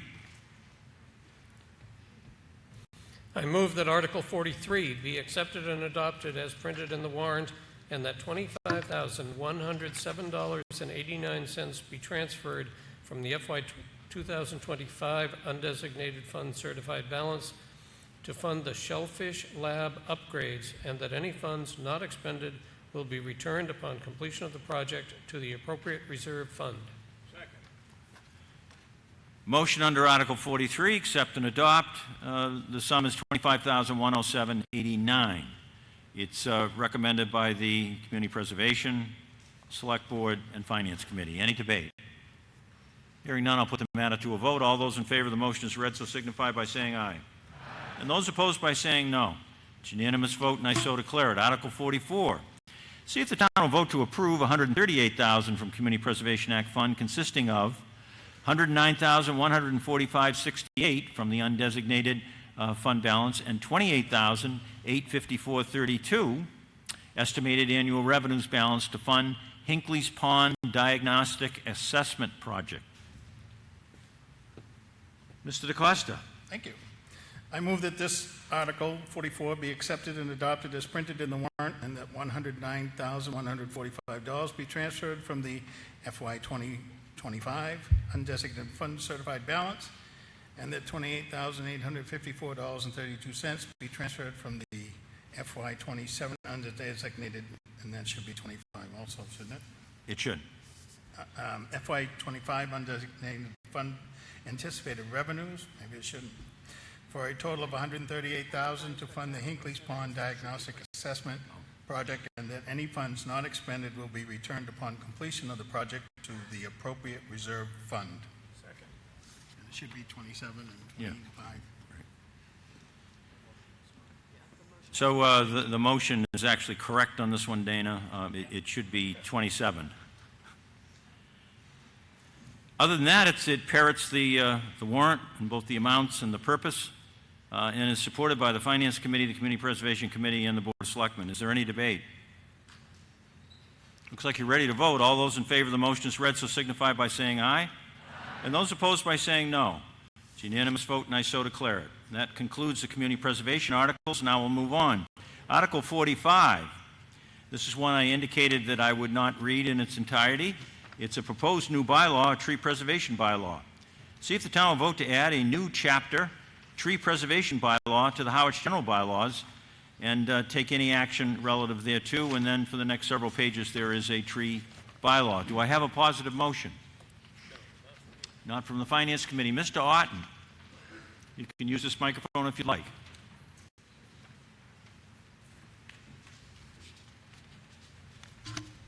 Good evening. Thank you, Mr. Moderator. I'm Patrick Otten. I move that Article 45 be accepted and adopted as printed in the warrant.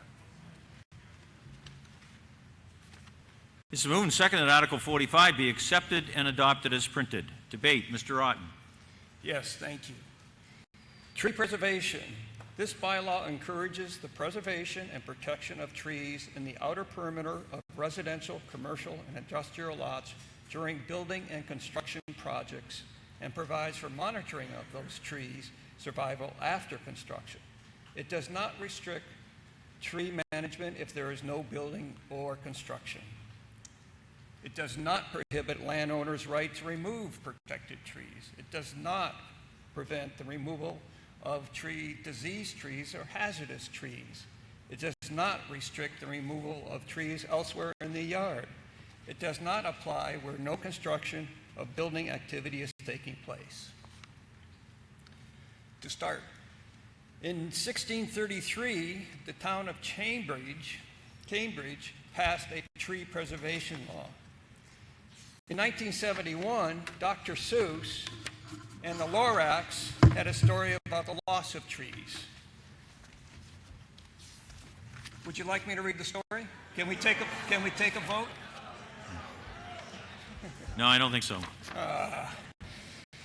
Harwich today. But when the meeting's over this evening, if people want to stay and you can read, We could all sit down together. right.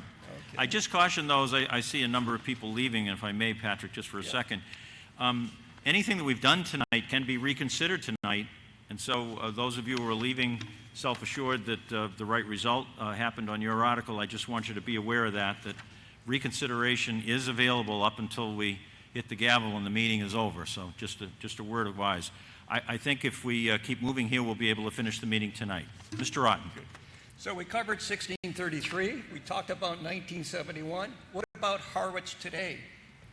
With developers clear-cutting during construction, we have lots that are stripped clean. The loss of mature tree canopy, no tall oaks, maples, or pines that once gave life to us. No shade from the sun's glare, no native understory, no fall colors, no chirping, fluttering birds, no silly chipmunks. The loss of natural buffers between neighboring houses, increased noise and glare. All the native trees around the perimeter of the lots are gone, lot after lot with no visual aesthetic appeal, with just one juvenile nursery tree planted right in the direct center of each yard. What happened to our rural aesthetics? It's gone. It is all now urbanized suburban landscapes. Trees have a significant monetary value. Ask a nursery to plant a 60-year-old, 30-inch diameter white oak in your yard. What do you think that price is? Trees increase property values. It also costs money to clear cut to achieve that suburban landscape. What is the Harwich you want to live with, suburban or rural? We live in Harwich and appreciate our rural character. Trees are the root of all life. Trees are vital to our environment, to our health, to aesthetic appeal, to property values. Let's encourage tree preservation in the perimeter of lots and minimize the unnecessary clear-cutting during construction. Mashpee understood this need and passed this bylaw as approved by the Attorney General. Last night, you approved Article 27, the LCP. This petition supports those objectives. Trees are a tremendous asset to Harwich. Please vote yes. Any further debate? Yes, Mr. DaCosta.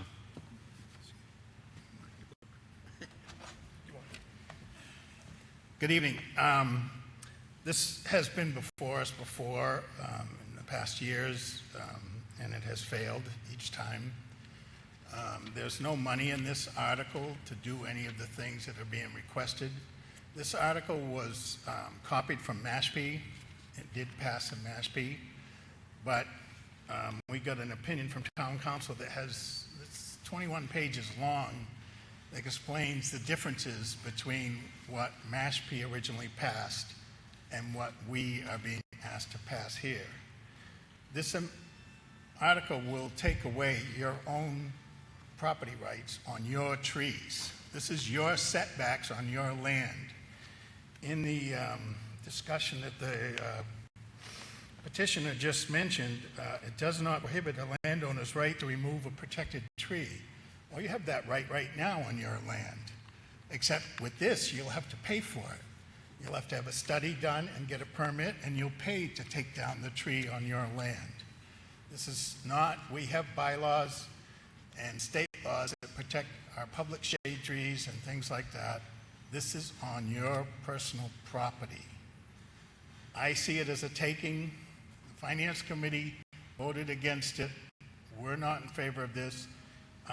When they copied it from Mashpee, all the numbering that you see on this bylaw are Mashpee's numbers. We'll have to renumber this to fit it into our own governance. There are parts that just don't fit. All the references to code in this references the Mashpee home charter, not our code.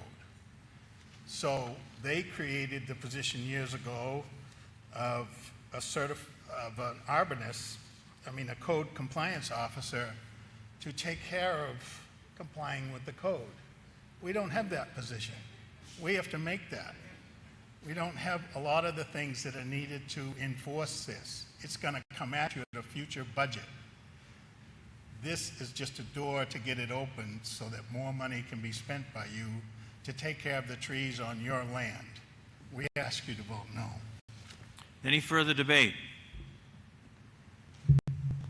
Mr. Zarkis. Thank you. I agree with the former speaker that this is, we already have the right to take trees off our property. With this now, we're going to pay to do it. I don't think we should vote for this. I think it's a taking of our rights as individuals on our land, and it shouldn't be allowed. We should just say no. Further debate. Gentleman in the middle. Good evening. Dennis Murphy from Scenic Long Pond Drive. I urge vote no on this. I already own my land. If I want to cut down trees, I can cut down my trees. I don't want to have to pay to cut down my trees. It doesn't do anything for me. It takes my rights away as a landowner. Thank you. Any further debate? Let's see if this... Yes, ma'am. Thompson, Mill Pond Road. I agree that this is a bad law for us right now. But I also understand those lovely new developments that have the beautiful, perfect lawn and the swimming pool and no trees except the ugly one in the middle of the yard. And if we can make that happen, it would be a really good idea. Any further debate? Mr. Sutphin? Thank you, Mr. Moderator. As I understand this, it's simply a proposal to get a developer, a speculator, to leave trees on the perimeter of the lot. Firstly, that would make his development cost less. You'd think it might be attractive to him. And secondly, he doesn't know the future buyer. That future buyer may want a situation where he doesn't have to look into his neighbor's windows. He'll have the option of creating a situation where he can look into his neighbor's windows, or he may choose not to. I don't think anybody's hands are getting tied here. I think it's offering some flexibility, and it's making it a cheaper development for those who would be inclined to clear cut. So I ask you to support it. Any further debate? Mr. Rotten, you... Yes, I just want to make clarity on one comment, that this is prohibiting homeowners from cutting trees. That's false. If you're not building, if you're not constructing, you can do whatever you wish to your yard, just as you can today. No problem. You want to take everything down? Go right ahead. So this is about new construction, clear-cutting lots, and preserving what we love about Harwich, our rural tree lots. Thank you. Any further debate? Mr. DaCosta, something new? Yes. This could be brought back through the planning board, through the proper process to have it done and fit into our town the way it's supposed to be done, to have the public hearings and have the law written so that it could be acceptable to all of us. It's not been done that way. Anytime you take out a permit for a shed, a pool, or a stone wall, whatever, you triggered this thing, and it's going to cost you to get a study done and then take down trees. I think you're ready for a vote. The motion on, Can I comment? you have 2 times speaking, unless you want, hold on one second, sir, unless you want to respond to a specific question. I'll let you respond to a specific question or comment. Again, as landowners, property owners, this is only during building and construction. This gentleman right here. You can use this one, yes, sir.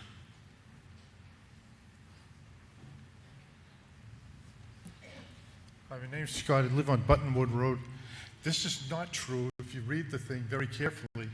Yes, you can, it doesn't prevent you from taking trees down, but they start putting you through a process. You got to have a certified arborist, you got to have, so you got permission from the tree warden, and anything you do take down, yes, you can take it down, but if you're not going to replace, then you have to pay into the general fund. Read it carefully, it's very distinct. It is denying our right. I have a hazardous tree on the border I want to take down. Instead of, I'm going to have to go get an exemption permit. It's still going to cost me all these experts now to go and pay for that, on top of the cost of taking a tree down nowadays if you have to. You read it carefully. It's not true. This is not true that it's not going to cost you. He's right. You have the right to take it down with the conditions of permit and exemption permit, but read all the experts you've got to hire to do this too. And look at what it costs. Any further debate? Hi. Yes, ma'am. Good evening. Nancy Peterson, Skippers Drive, Harwich. I'd like to move the question. If there's no other debate, I'm not going to even go through that motion, and it doesn't look like there is. So we're going to go straight to a vote. And we'll use the clickers. Green, yes. Red, no. Voting is open.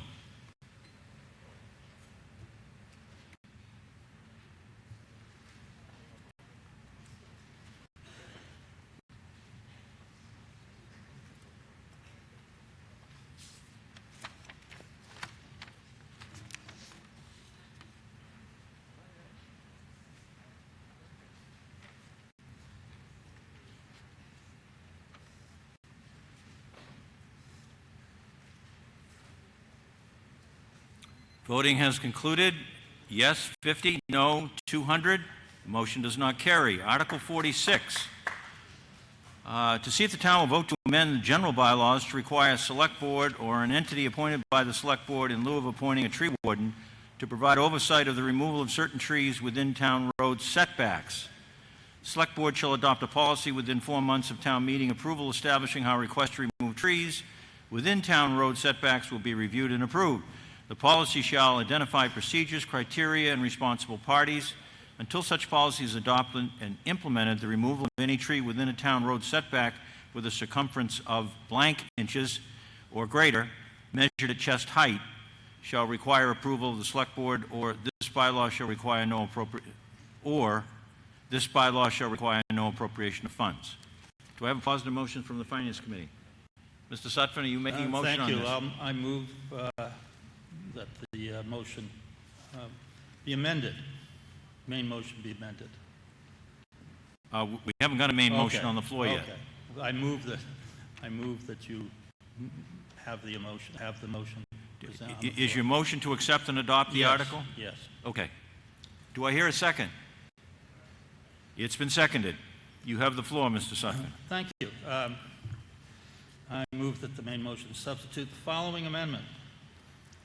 I've abbreviated, to see if the town, in lieu of appointing a tree warden, will vote to require the select board or an entity appointed by the select board a new policy for the removal of trees with any town road right-of-way.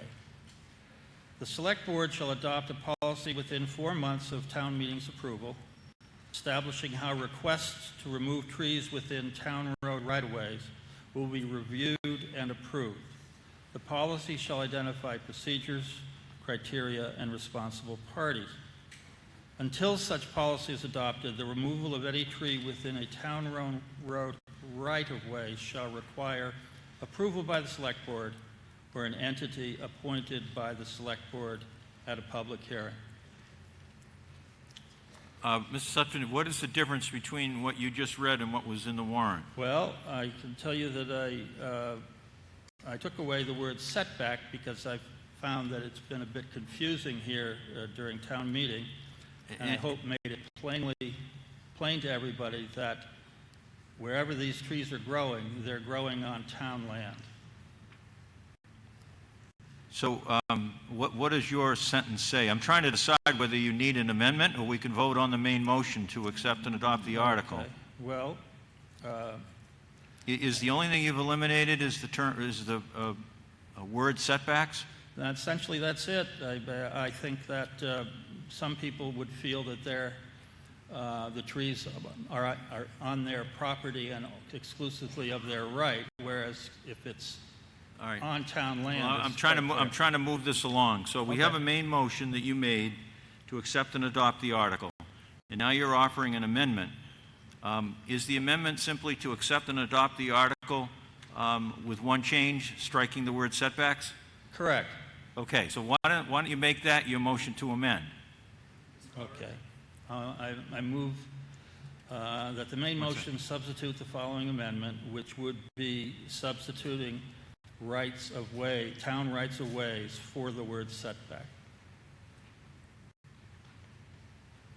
Within town rights of way? Yes, within the road layout as known to the town. Do you have it in writing? Sure. Bring it up. Did you have a point of order? I'm not sure what the point is, but I think you also took out the circumference. Yeah, okay.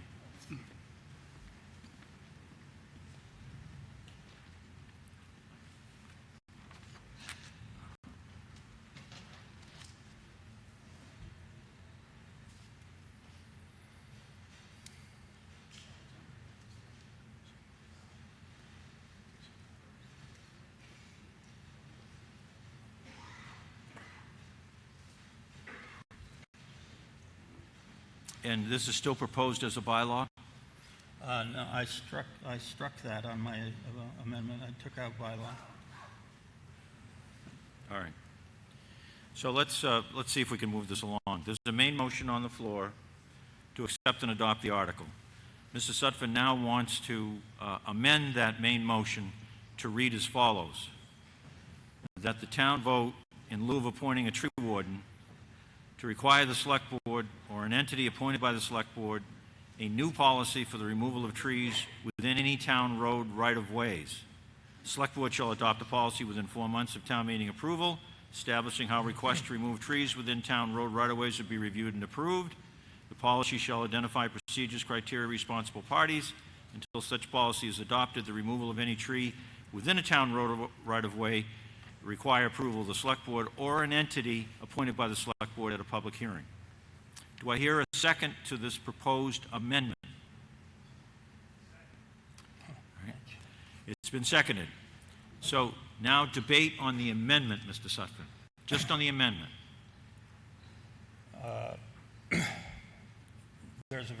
Last year, there was a very positive vote at this town meeting. I had presented a petition that encouraged the town to hire a tree warden. We are one of only 2 towns on Cape Cod that does not have a tree warden. And I was stymied by assuming a fee,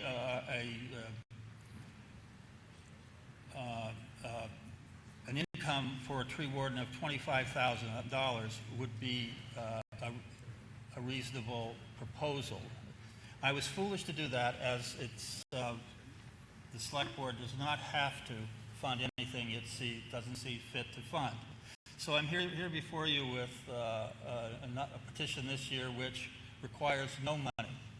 It merely requires that the Select Board be concerned with trees that are growing along our roadways. So it's a starter kit, I guess you could say. I've limited it to just not cutting down trees. have limited to just cutting down trees. A tree warden, there is no tree warden in the picture. And hopefully at some point there will be. We need to replant trees. We need to cut the limbs of trees down where necessary. We don't need to cut the whole tree. And I will point out that all of you last year saw a big standing oak in front of the town hall. And it developed some concern, and because it had a dead limb, what they call a widowmaker. So with that knowledge, the highway department went out, did not cut off the dead limb, cut down the dead limb. It cut down the whole tree, a perfectly healthy tree. So if that's the approach, I think many of us should be concerned, because it's definitely doing, in this instance, it was definitely more that was required to solve the problem. Plus, as without a tree warden, of course, there's no tree planted in its place, and there's no program for trees to be planted around town. So I've avoided the thought of that program. I just want to keep some trees from being cut down until we finally get to a place where we hire a tree warden. And that's my article.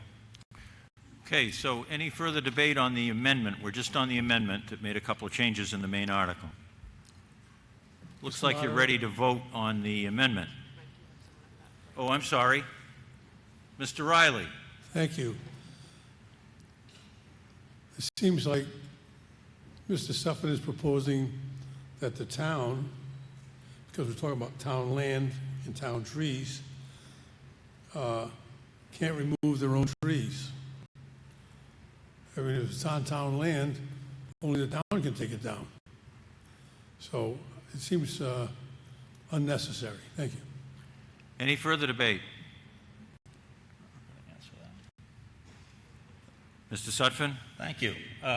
Yes, it's clearly town land. I'm just asking that the select board inquire as to whether or not there's any merit to cutting down the tree when it might in fact just need to be limbed. Any further debate on the amendment? Looks like you're ready for a vote. All those in favor of Mr. Sutphin's amendment so signify by saying aye. And those opposed by saying no. The amendment doesn't carry. So we're now back to the main motion, which was that the article be accepted and adopted. Is there any further debate on that? We'll use clickers when the moderator determines they're needed. Yes, ma'am. Jeannie Wheeler on 22 Woodland Road in Harwich Board. And congratulations, Michael, for your 50 years. I have one question on this article. Halfway down, it talks about a circumference of blank-ish inches. I didn't hear a number in that. There is no number in the article. Okay. If you vote on this article, there is no number. Okay. Thank you. Any further debate? I'm going to put it to a vote, and I will use the clickers for the vote on the main motion. On Article 45 we're on. 46, excuse me. If you're a yes vote, green. No vote, no. Voting is open. Thank you.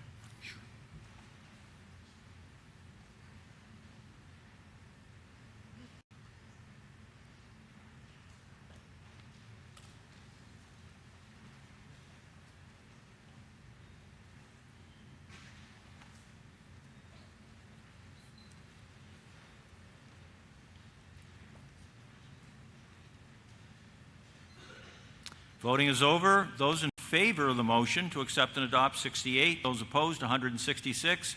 The motion does not carry. We'll now go to Article 47. See if the town will vote to amend Part 1 General Bylaws, Chapter 189, Noise, by adding a new paragraph D regulating the noise produced by leaf blowers, or take any other action relative thereto. The Select Board or designee will define the rules and regulations within 90 days of adoption. Finance Committee have name? Yes, if you have the main motion, go ahead. Yeah, my name is Ed Trimbicki Guy, and I move that Article 47 be accepted and adopted as printed in the warrant. Do I hear a second? Okay, we have a motion on the floor to accept and adopt Article 47 as printed. And Mr. Moderator, I would like to propose an amendment to that article, if I may bring it up. It just clarifies the wording. Do you have it in I have it writing? written down. If you want to bring it forward, I'll take a look at it.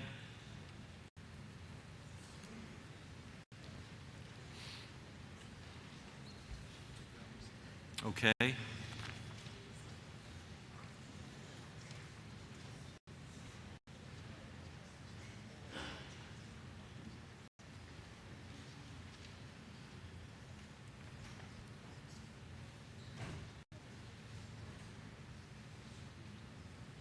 Your proposed amendment, if you come here just a second.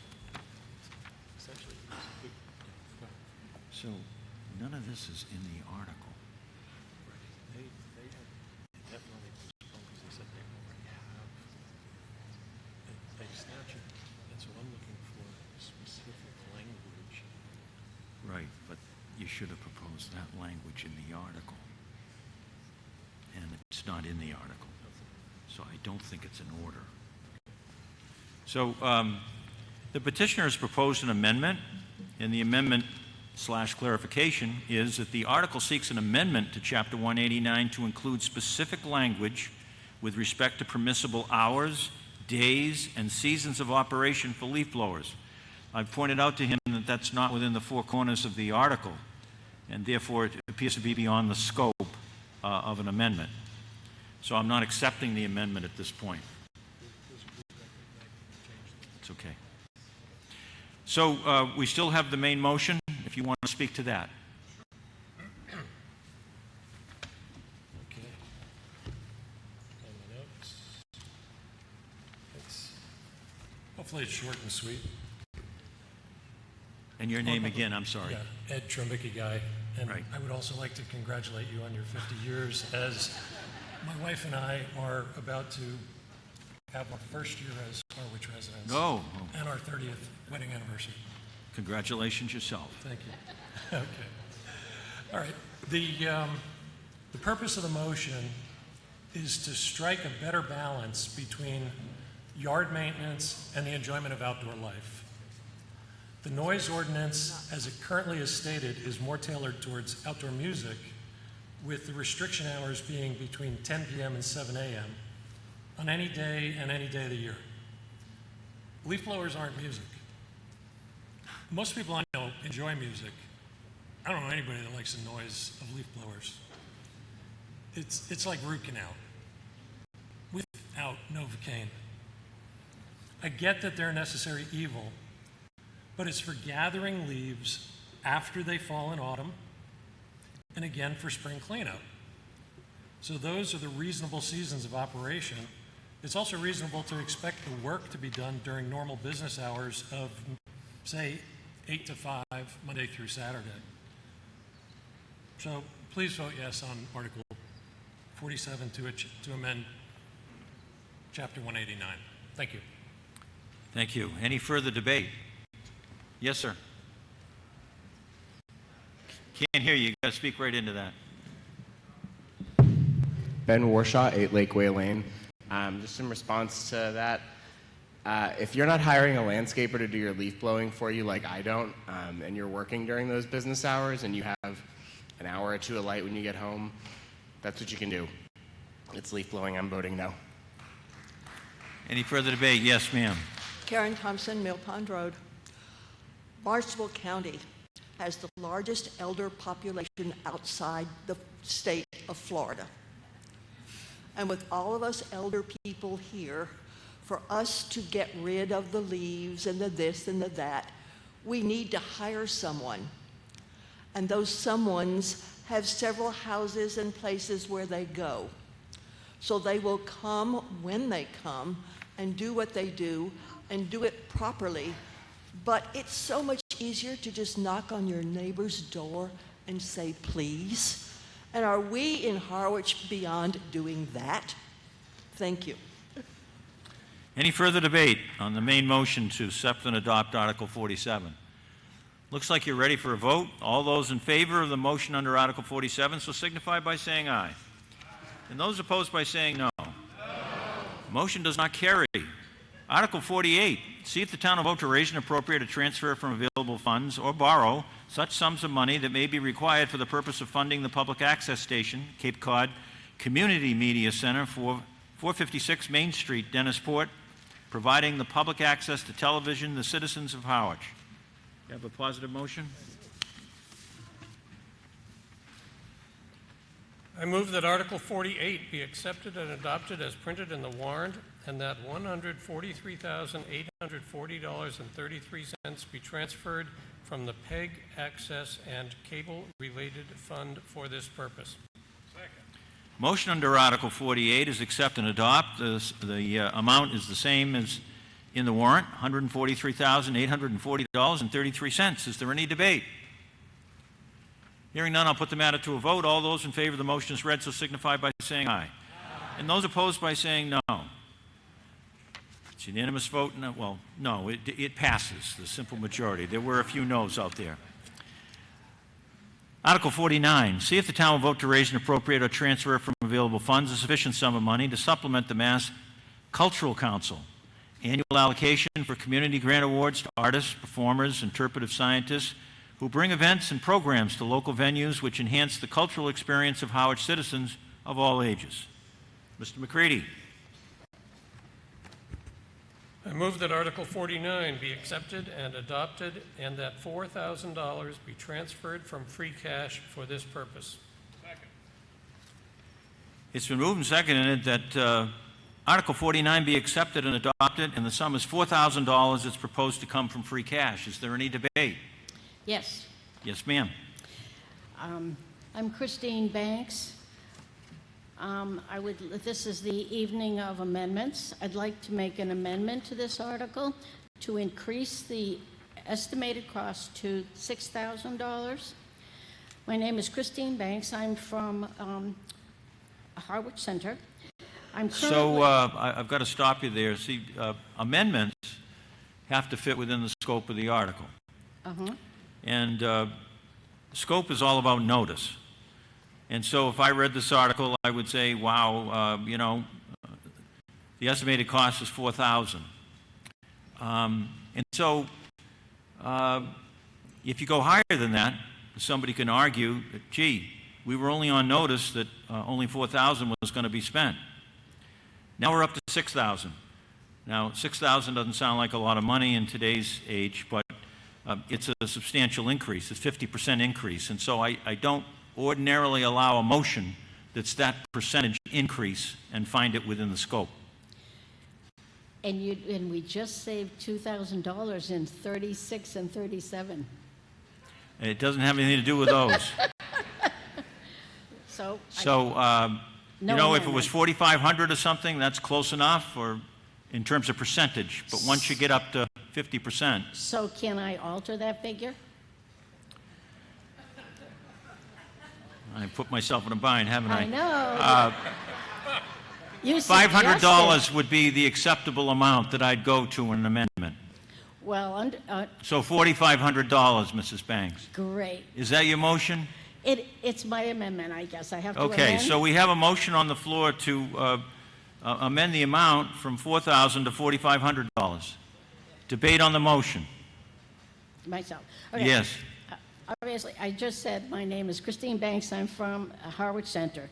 I'm currently the treasurer of the Harwich Cultural Council, and I'm representing myself as a resident of Harwich.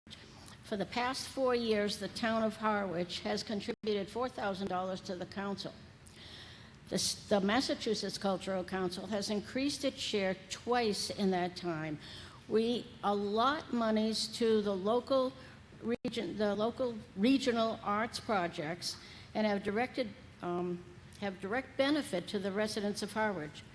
The arts include the literal arts, music, artistic, and theatrical. I'm exhausted tonight. So most of us in this room, I'm sure, have enjoyed any one of those. So the National Endowment for the Arts has been disseminated by the present administration and has been detrimental to many of our larger art groups. The Harwich Cultural Council would be able to further fund for both the local and regional arts in addition to these funds. Any further debate on the motion to amend to $4,500 from free cash? Free cash, yeah. So we'll put that to a vote. I'm going to take an oral vote on that. All those in favor of the amendment, which increases the amount under this article from $4,000 transferred from free cash to $4,500 from free cash. All those in favor of the amendment will signify by saying aye. Aye. And those opposed by saying no. The amendment carries. So now we've got a main motion on the floor with $4,500. And does anybody want to say anything further about that? Hearing none, I'm going to put that to a vote. All those in favor of the motion, which is now $4,500 from free cash, so signify by saying aye. Aye. And those opposed by saying no. It's a unanimous vote, and I so declare it. Article 50. This is an article to limit, it appears to be an article to limit those people serving as members of the Planning Board, Zoning Board of Appeals, Conservation Commission, Board of Health, Historic District Commission, Community Preservation Committee, and the Harwich Housing Trust from serving on any other board, the exception being the Community Preservation Committee. Finance Committee doesn't have a main motion. Mr. Sutphin, do you have a main motion? We can't hear you. Yes, I'd like to move. I told them to shut that off, but I thought it was going to be later tonight. Yeah. You didn't have my name on that request, I hope. I move move the motion, a motion to make to adopt the. All right, you've got a main motion to make. Go ahead. I have a motion to make, an amendment.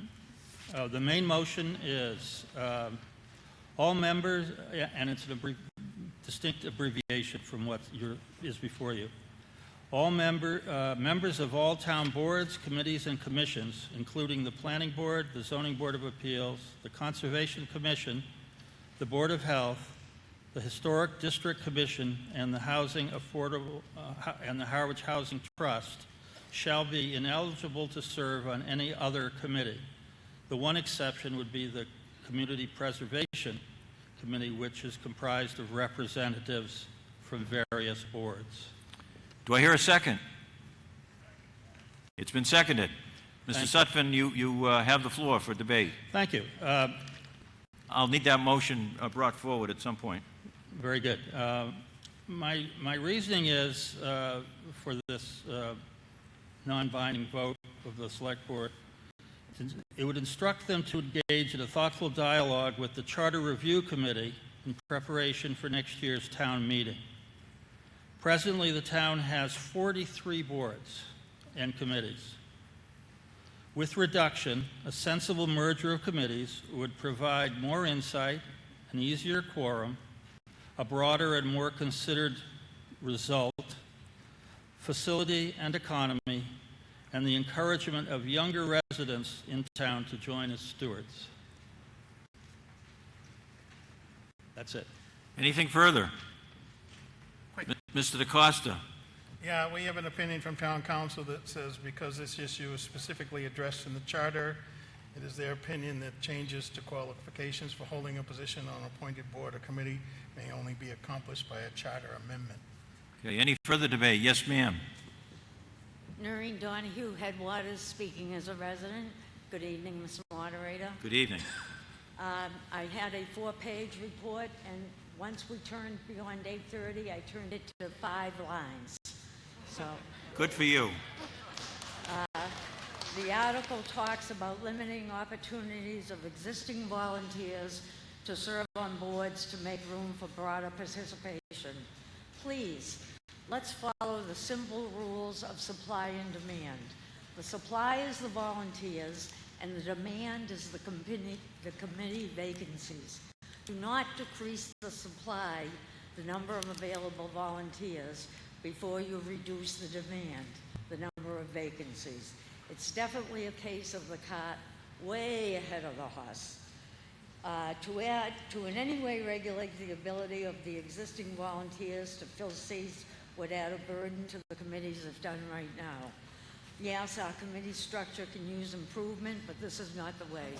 Please vote no on this article. Thank you. Any further debate? Yes, ma'am. Mrs. Sabula. How you doing? Linda Sabula, Harwich Port. The exception in the amendment or in the motion is the Community Preservation Committee. However, the Harwich Housing Trust, by its bylaws, has a member of the Select Board.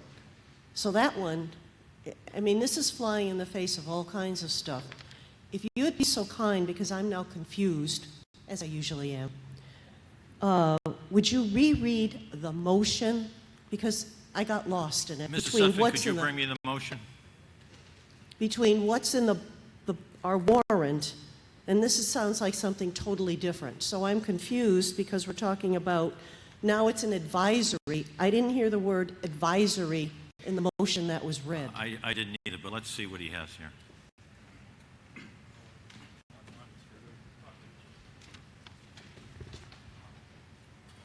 This is the motion, right? It is. Okay. So I'm going to do my best here, Mrs. Smola. The main motion is that the town meeting take the following action on Article 50. Members of all town boards, committees, and commissions, including the Planning Board, the Zoning Board of Appeals, the Conservation Commission, the Board of Health, the Historic District Commission, and the Harwich Housing Trust, shall be ineligible to serve on any other committee. The one exception would be the Community Preservation Committee, which is comprised of representatives from various boards. That's the motion. Is there any further debate? Mr. Waystack. Thank you, Mr. Chairman. Just one fact I think will help you make your decision on this article. The town administrator posted last week on the website there are currently 40 vacancies for committees in this town. 40 vacancies. We can't fill the committees now. To have this article reduce those who are serving, and there are hundreds who are serving in this community, makes no sense. 40 vacancies as of today. But this is a great promo to say, if you'd like to get involved, please see the select board to fill one of those 40 vacancies. Mr. McManus. It's very quickly. Some time ago, I introduced a bylaw to combine the Historical Commission and the Historic District Commission, and it was renamed that. It's the Harwich Historical and Historic District Commission. So there's a problem with the title in the proposed motion. Okay. Any further debate? Mr. McCready. To reiterate the comments made about the charter, the Finance Committee, by charter, has 2 members on the Capital Outlay Committee as an example of the kind of conflicts that, without going through proper charter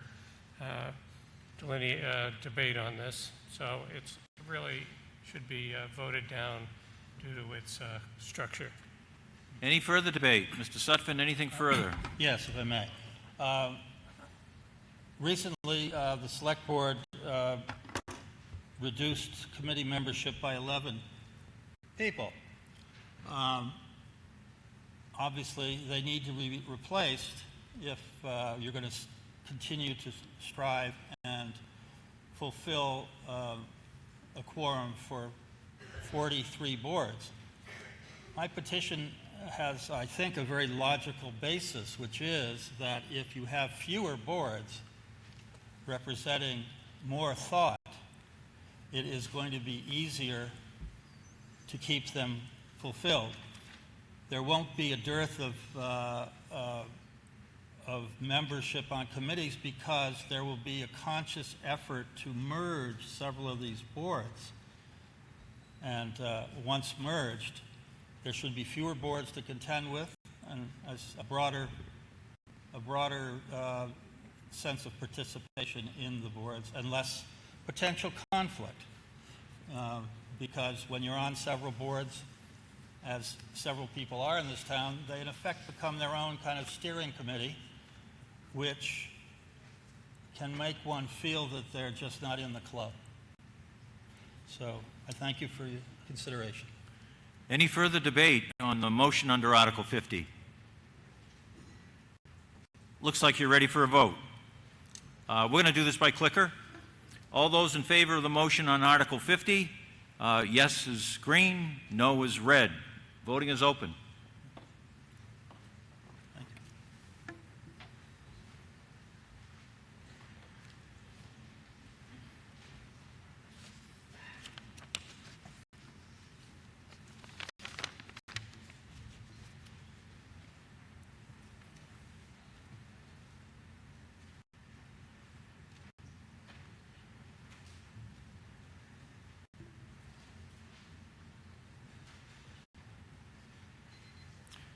Voting is closed. Those in favor, 29. Those in opposition, 190. The motion did not carry. Article 51. This is one I indicated I would not read in its entirety. It is a proposed amendment to the Code of the Town of Harwich, Section 140, Affordable Housing Trust, by inserting an underlined text regarding appointments, duties, responsibilities, and removal. Somebody have a positive motion? Mr. McCready. I move that Article 51 be accepted and adopted as printed in the warrant. Second. Motion under Article 51 is an accept and adopt as printed. Is there any debate? Hearing none, I'm going to put it to a vote. All those in favor of the motion as read so signify by saying aye. Aye. And those opposed by saying no. It's unanimous vote and I so declare it. Article 52. This is one I indicated I would not read in its entirety. It also deals with the Affordable Housing Trust and proposes some policy and some proposed amendments to the Affordable Housing Trust bylaw. No positive motion from the Finance Committee. The petitioner, Lou, Mr. Urbano. Certainly welcome to come forward and use this, and you have a positive motion as I understand it. I move the town take the following action under Article 52. Yep. Go ahead and read it. Vote to recommend that the Harwich Housing Trust prioritize programs excuse me, that assist first-time homebuyers, seniors, veterans, essential workers, and other eligible populations who live in Harwich or seek to work in Harwich. And further, to authorize the Housing Trust to provide down payment assistance, rental subsidies, and other housing support programs for teachers, police officers, firefighters, healthcare workers, municipal employees, and other essential workers.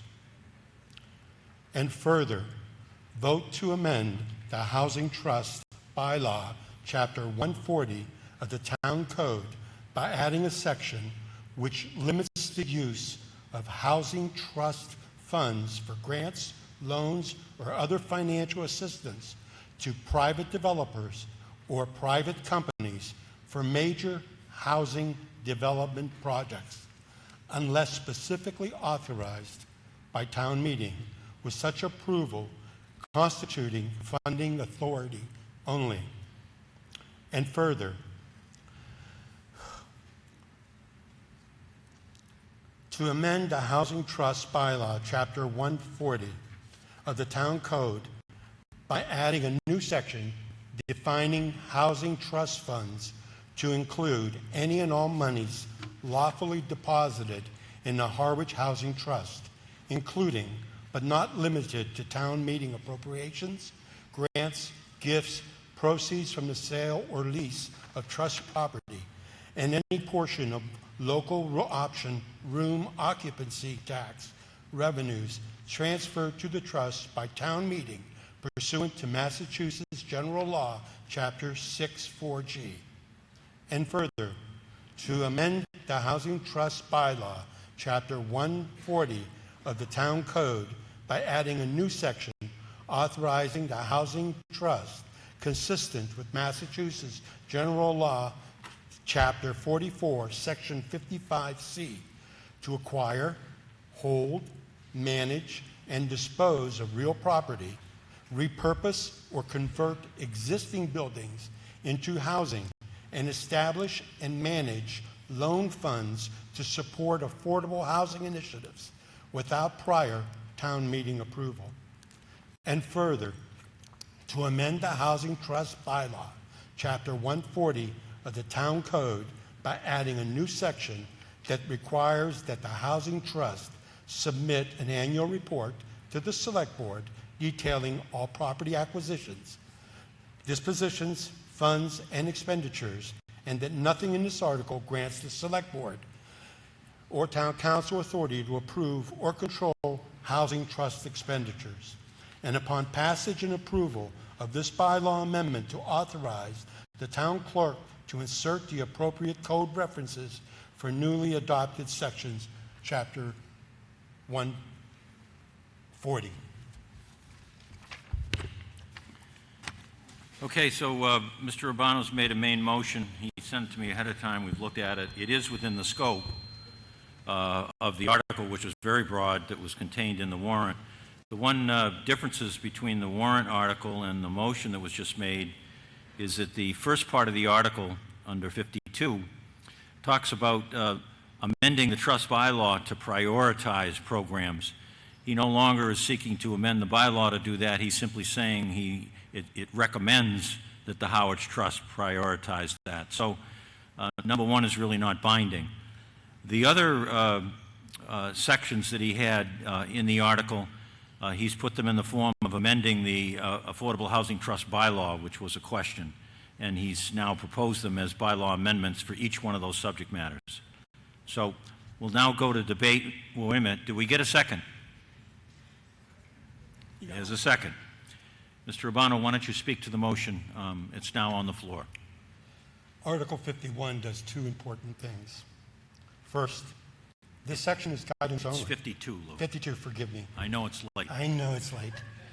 I keep doing it. It asks the trust to place additional focus on housing for the people who serve this town every day: teachers, police officers, firefighters, and other municipal employees, while continuing its existing work. It also authorizes the trust to fund programs like down payment assistance, rental subsidies, or other such programs for teachers, healthcare workers, police, and firefighters, as well as other municipal employees and other essential workers. Second, it gives the town meeting a role in deciding whether public funding is used for major housing projects and under what conditions. The trust has its own criteria for evaluating projects, primarily focused on affordability and housing production. Residents, many of them, consider additional factors: traffic, environmental impact, neighborhood character, size. This article ensures that these perspectives are included when funding decisions are made. The key difference, the trust is guided by AMI rules and state housing requirements. Residents, we're focused on housing that serves our local community and how it affects our community. I can't quantify the environment. It's one of those things that you know when it's being harmed. I can't qualify water quality, but you know that there's a problem. I can't even quantify the right size, but you know when it's too big. These are the factors that the people in this room, the voters, it's their decision. If a developer chooses not to seek public funding, then this doesn't apply at all. Then it's entirely their decision. But if public funds are requested, then town meeting would have a say in if and how much of those funding would be given. What this does is puts a little balance in the process when public funds are required. It allows the town to be part of the decision, and developers like those working in West Harwich Square, to perhaps get no issues when funding is involved. I don't think that anyone here would say no to what's going on in West Harwich.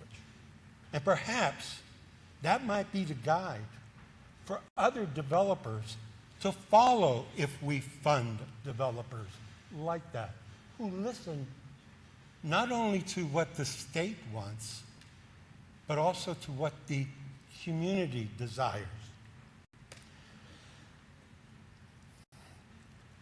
And what the community has desired, what we express to these developers that don't want to listen to us, is there is resistance.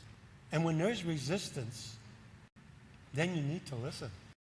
You just aren't going to get the money because you meet those two requirements. AMI, can the developer finish the project? And does it meet the state's goals? There was 3, I'm sorry. When they come before this town meeting, after they've been approved, they may have to think twice about the projects that they bring before us. They might have to think, well, maybe it might hurt our environment, or there are going to be additional costs for roads and so forth, that there should be some balance, some negotiation. This is what this article does. I asked this meeting, to thoroughly review this article, to think about it, and if you find it within yourselves, to support it. Thank you. Thank you, Mr. Urbano. That's it. I'm informed that Town Council wanted to make a comment on this article.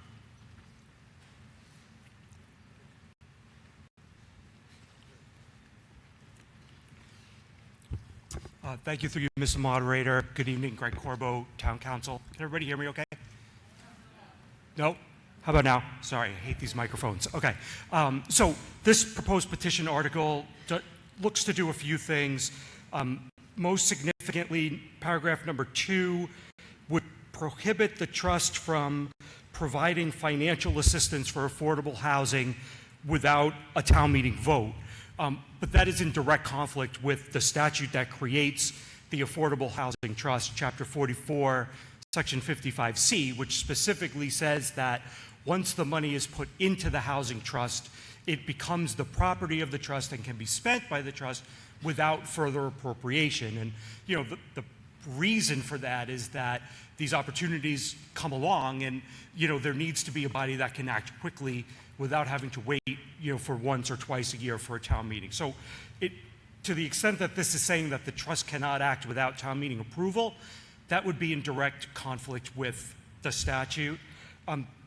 Another part of this about the 64G room occupancy revenues, that would be something that would require special legislation. When the town takes in any revenue, unless there's a statute that says it goes to a specific place, it goes into the general fund. And then, town meeting could certainly say we want to transfer to the trust an amount equal to what we collected, but without special legislation, you can't put it into that place directly.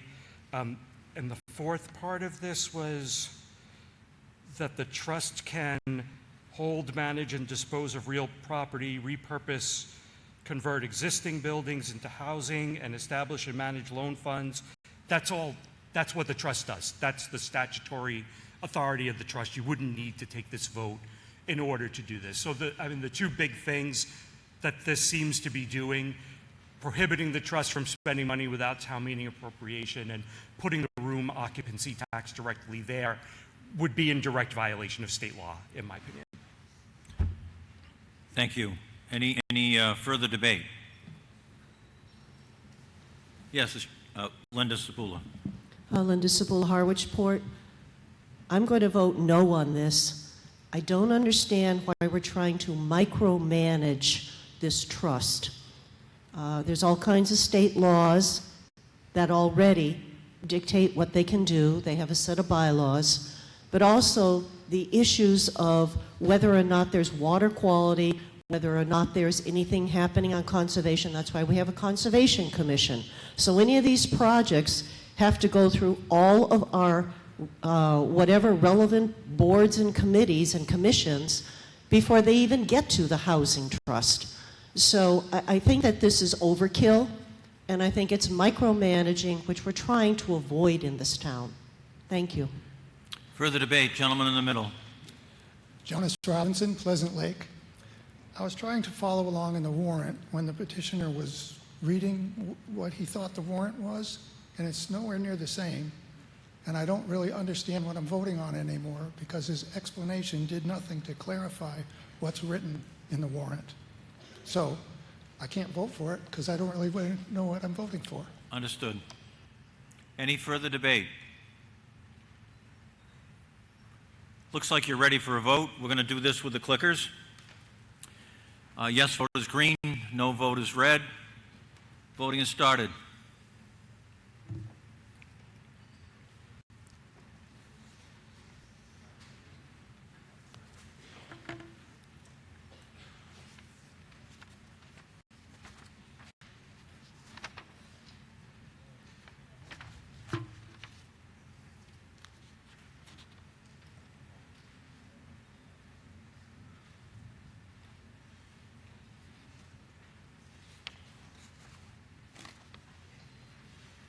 Voting is closed. Those in favor, 39. Those in opposition, 173.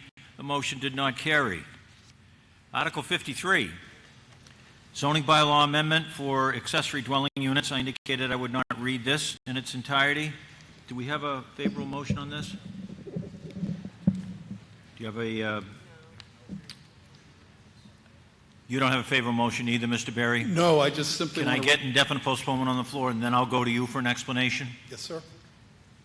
Finance Committee has an IP motion, I believe. I move that Article 53 be indefinitely postponed.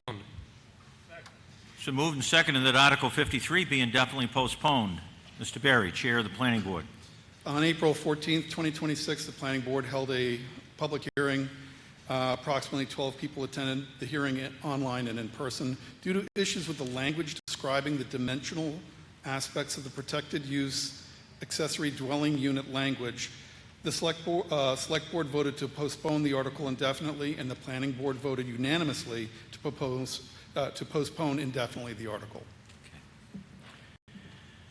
Any further debate on indefinite postponement?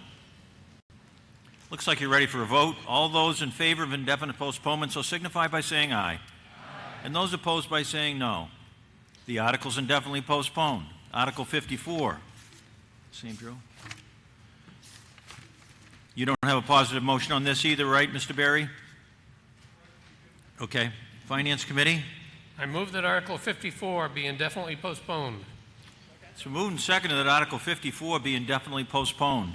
Mr. Berry, Chair of the Planning Board. At the same April 14th, 2026 meeting where we voted unanimously to postpone indefinitely the prior article, we also voted unanimously to postpone indefinitely the article to amend as noted in Article 54. Any further debate on the motion to indefinitely postpone Article 54? Hearing none, I'll put it to a vote. All those in favor of the motion as read so signify by saying aye. And those opposed by saying no. Article 54 is indefinitely postponed. Article 55. See if the town will vote to amend the code of the town of Howard zoning bylaws as it relates to certain height and bulk regulations. Do you have a positive? I move that Article 55 be accepted and adopted as printed in the warrant. It's been moved and seconded that Article 55 be accepted and adopted as printed.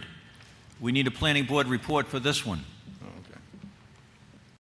Planning Board voted unanimously to endorse this article at the same meeting. What was the, that was the April 16th meeting? 16th meeting. Did you get that? Debate, Mr. Sullivan. Hi, I'm Brian Sullivan, 14 Deer Run, and I'm the chair of the zoning board. Basically, this change for multifamily housing reduces the height in residential districts from 40 feet to 30 feet, and also reduces the number of stories allowed for multifamily housing in residential districts from the current 3.5 stories to 2.5 stories. So therefore, multifamily housing in residential districts will have the same height dimensions as single-family housing. And this only applies to multifamily special permit projects in residential districts. Thank you.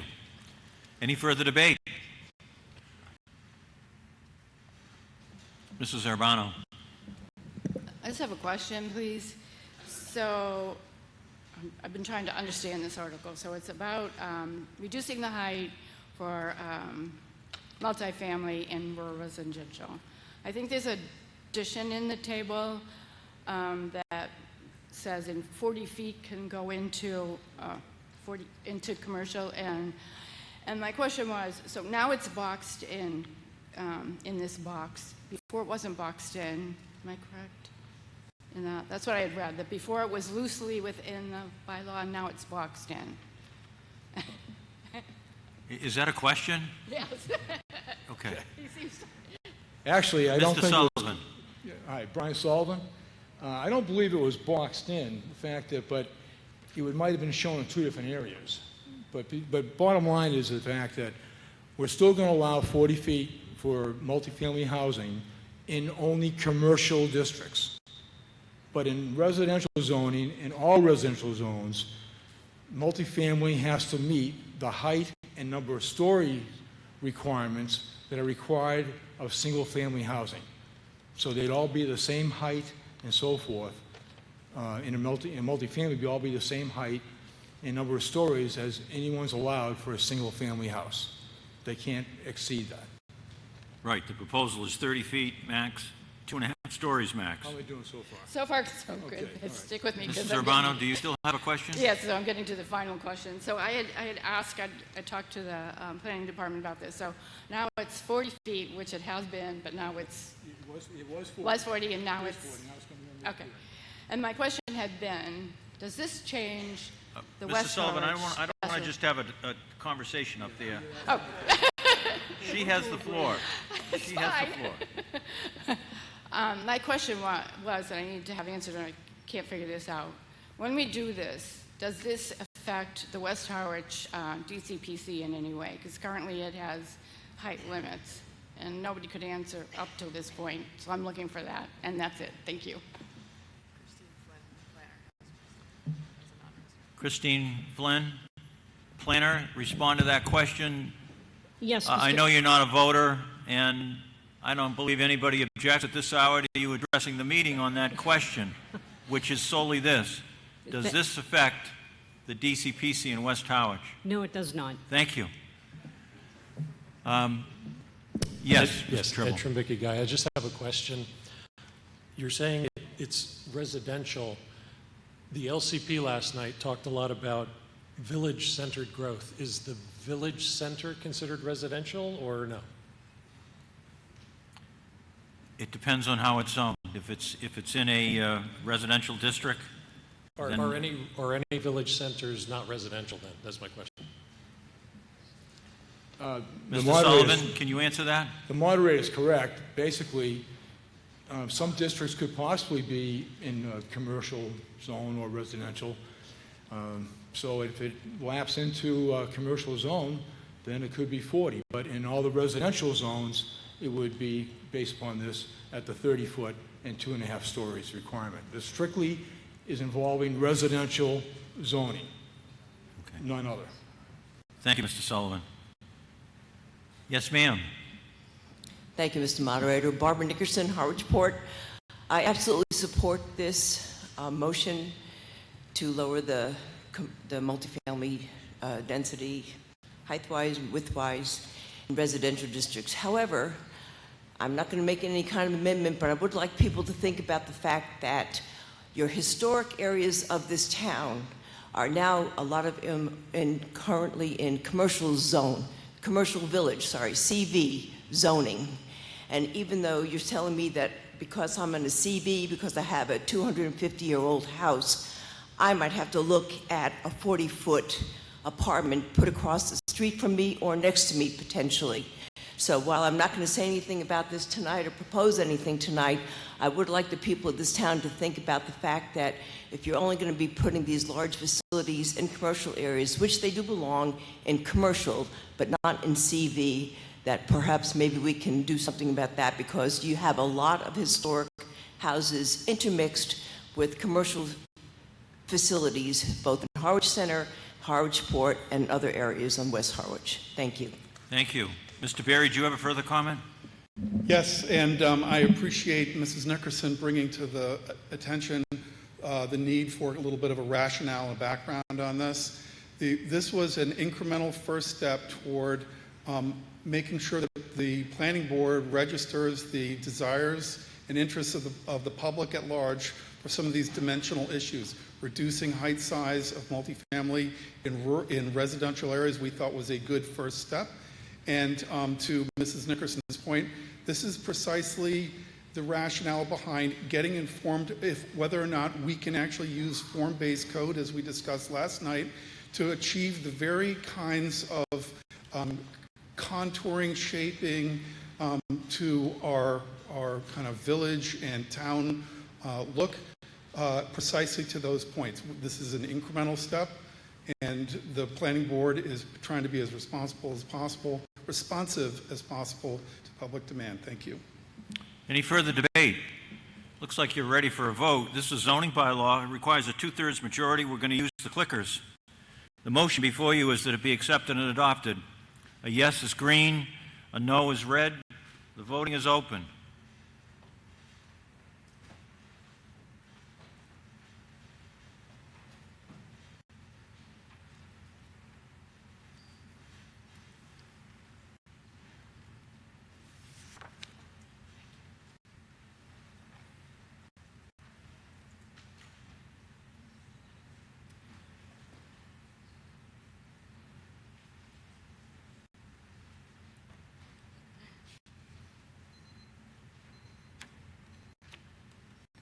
Voting is closed. Those in favor 74, those opposed 17. The motion carries. 56. 56 also deals with multifamily development special permits, it seeks in the residential zoning districts to prohibit multifamily dwellings and continue to have them in the where they're allowed in the commercial zones. We don't have a positive motion, but I know the petitioner has a positive motion. If he's here, want to come up and use the microphone right here, Bob. Thanks. Thank you. You want to read that motion in? Sure. My name is Bob Hundertmark. I live in West Harwich. I'm the lead petitioner on Article 56, and I move that Article 56 be accepted and adopted as printed in the warrant with the following change.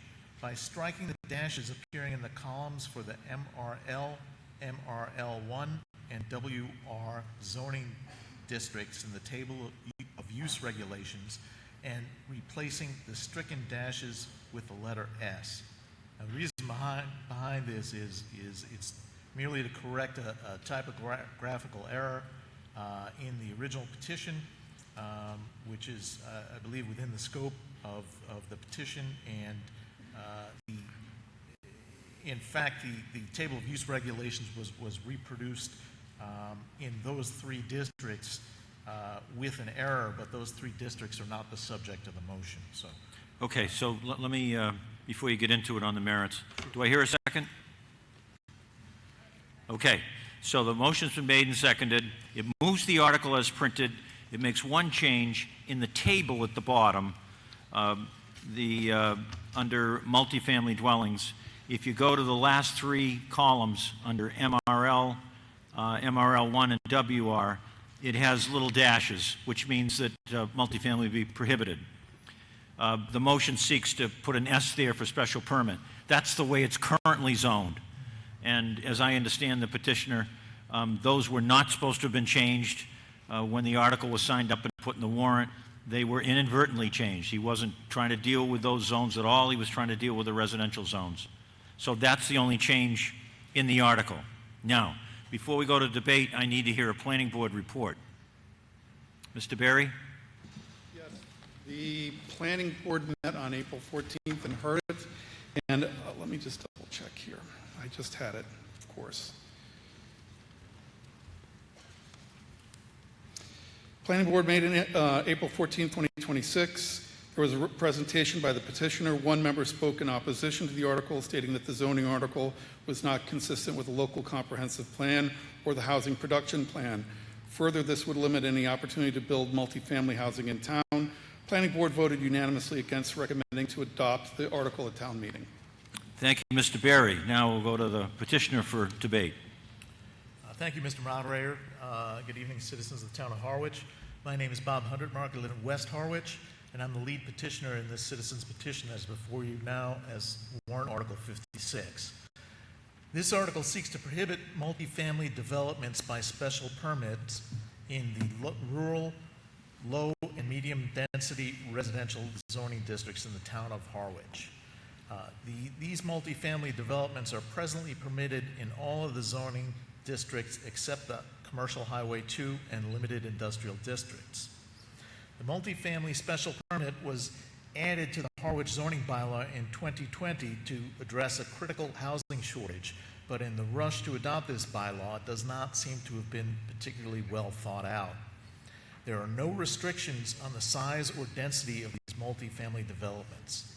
A developer can pack in as many single-family units as possible, so long as the site can host an appropriate sized septic system and sufficient off-street parking. The parameters for these multifamily developments are also the same across all 11 zoning districts, regardless of the existing character or of the district or the neighborhood. It's sort of like a 40B development without the requirement to make these units affordable. It's my opinion that these multifamily developments are not appropriate for our rural, low, and medium density residential zoning districts. These residential zoning districts were laid out in Harwich over 50 years ago and have since developed into quiet single-family neighborhoods with modest residences and average-sized lots, which have the classic Cape Cod small-town feel that we all treasure and hope to protect. In addition to these aesthetic and quality of life concerns, protecting our bucolic Cape Cod atmosphere is crucial to safeguarding the local tourism industry, which brings significant revenues into our town. To corrupt a phrase from Field of Dreams, if you overbuild it, they won't come. An example of the problems caused by this bylaw is the proposed Smith Street development, which has since been withdrawn, where property owners and business partners from the towns of Wayland and Winchester sought to replace an old horse barn with a 6-unit townhouse development almost 40 feet tall, all within a rural residential district populated entirely by single-family residences. This development would have stuck out like a sore thumb in this quiet, rural, single-family residential district. None of these units were designated as affordable, and it is unlikely that any would serve as economically attainable workforce housing. There were no restrictions on short-term Airbnb rentals. While this development might not have been out of place in a commercial district, it's certainly not appropriate for this neighborhood. Simply put, these high-density, high-impact uses do not belong in the low-density, low-impact residential use neighborhoods. Some would say that the planning board has the power to ensure that an approved project will not adversely affect the surrounding neighborhood, but experience has shown that developers will make concessions to appease the board, which may then approve a slightly scaled-down version of a project which will still be entirely incompatible with the affected neighborhood.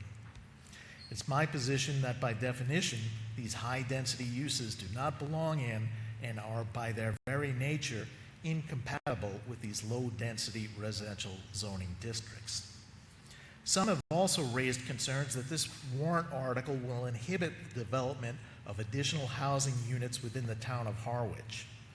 In fact, the proposed warrant article still permits multifamily developments in the town's 3 separate high-density residential districts, in 2 separate multifamily residential zoning districts, and in 2 separate commercial highway districts, all of which are more appropriate zones for high-density use like these multifamily developments.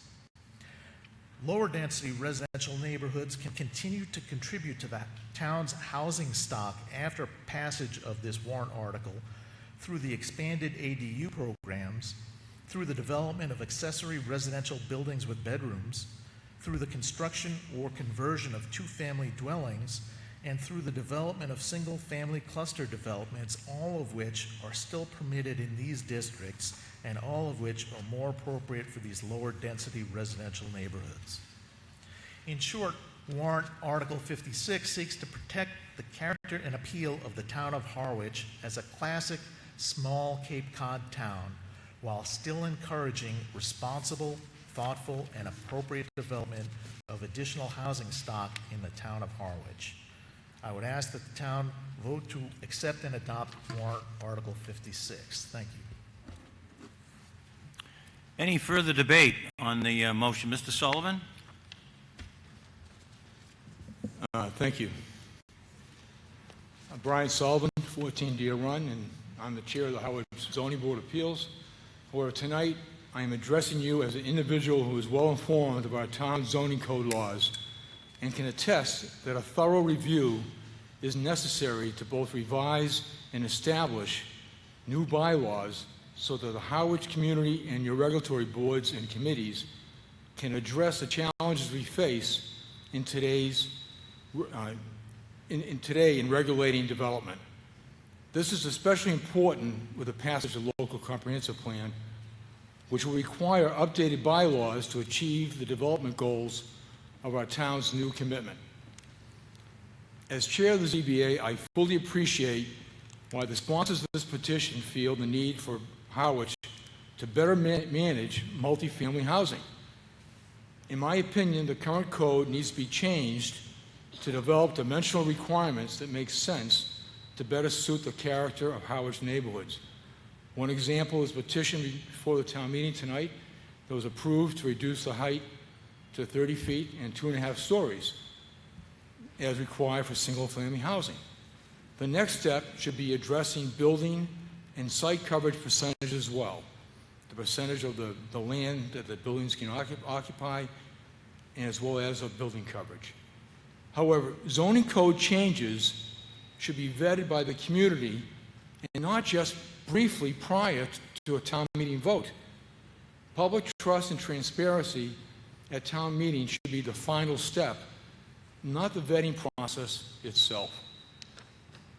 Eliminating multifamily housing from districts that represent a major portion of the residential land in Harwich isn't a routine tweak. It would be a significant policy shift with long-term consequences for housing availability, affordability, and community diversity, as well as legal, economic, and social consequences. Balanced residential zones that include multifamily housing are essential to maintaining a healthy and resilient community. Vetting any major petition thoroughly prior to town meeting vote is not just good practice, it's essential for sound planning. We need to ensure that a proposal like this is aligned with the town's long-term interests, such as outlined in the LCP.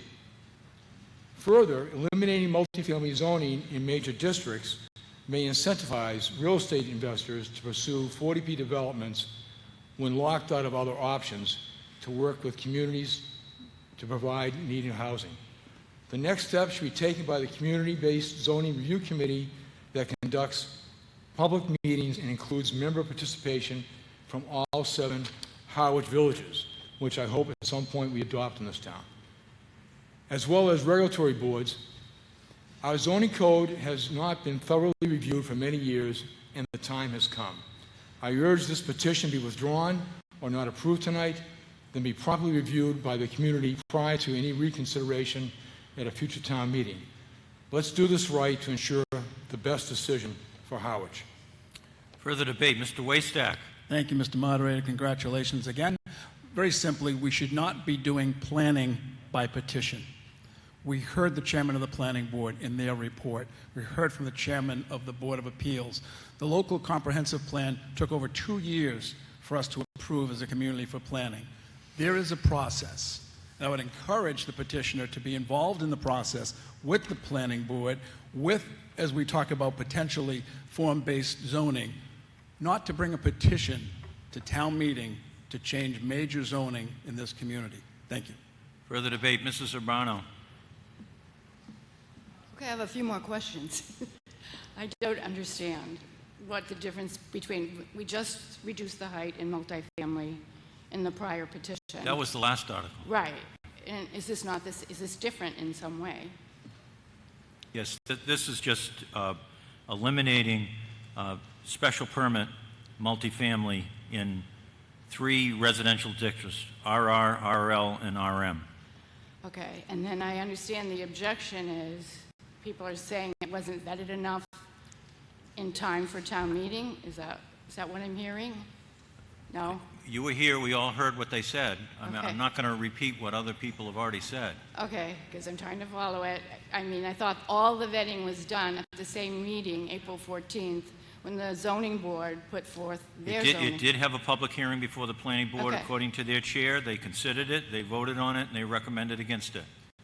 Okay, but it was vetted at the same time the zoning people, the planning board put their zoning in, Mr. Hennerock put his in, then I don't see the difference. I mean, I think this could go forward. That's what I'm saying. It is before you now to vote up or down. Mr. Sullivan? Yeah, just a clarification, and you're right, this petition was briefly reviewed, by the planning board, the board of selectmen. Quite frankly, in making major zoning code changes, such as we did with the LCP planning, let's get the whole community involved. Let's make sure we have a committee that represents all 7 Howard villages, represents all the key regulatory boards, and gets input, from others in the community, businessmen, to get the zoning codes done right.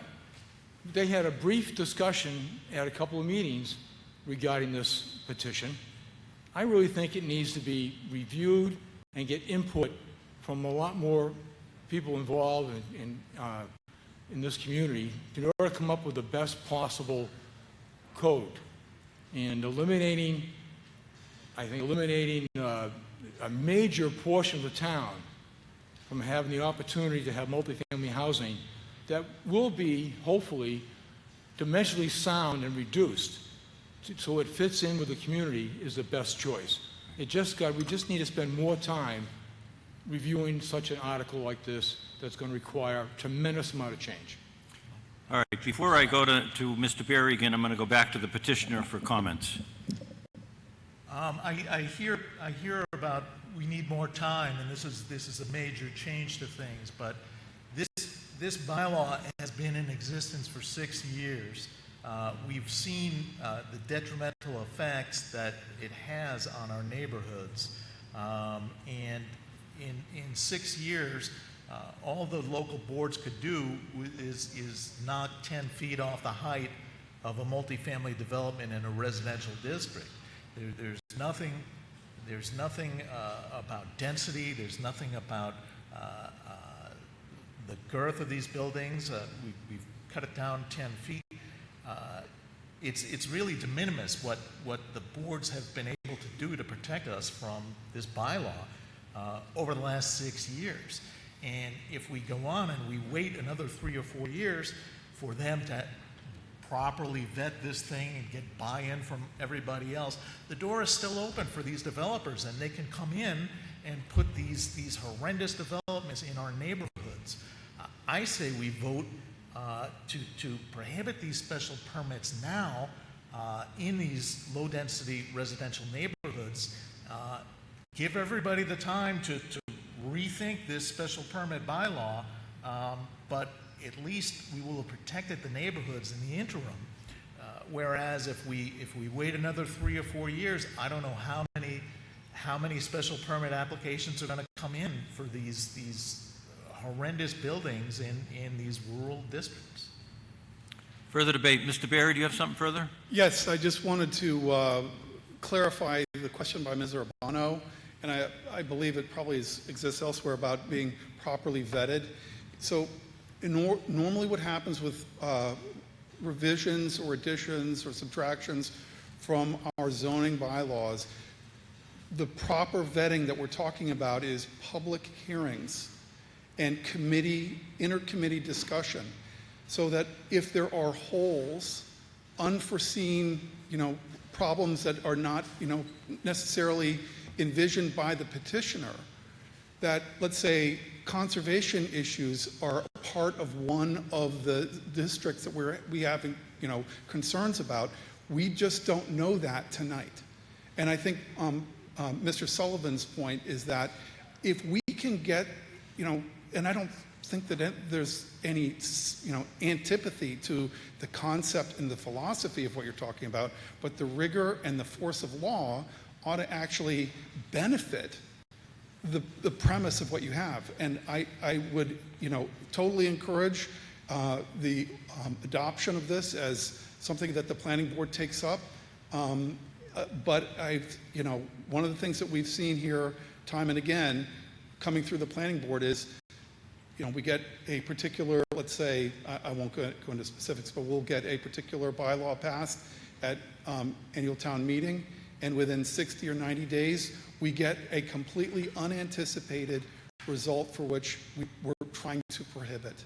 So, whether it's unanticipated litigation, what have you, I just would encourage you to take our process and let's work it through.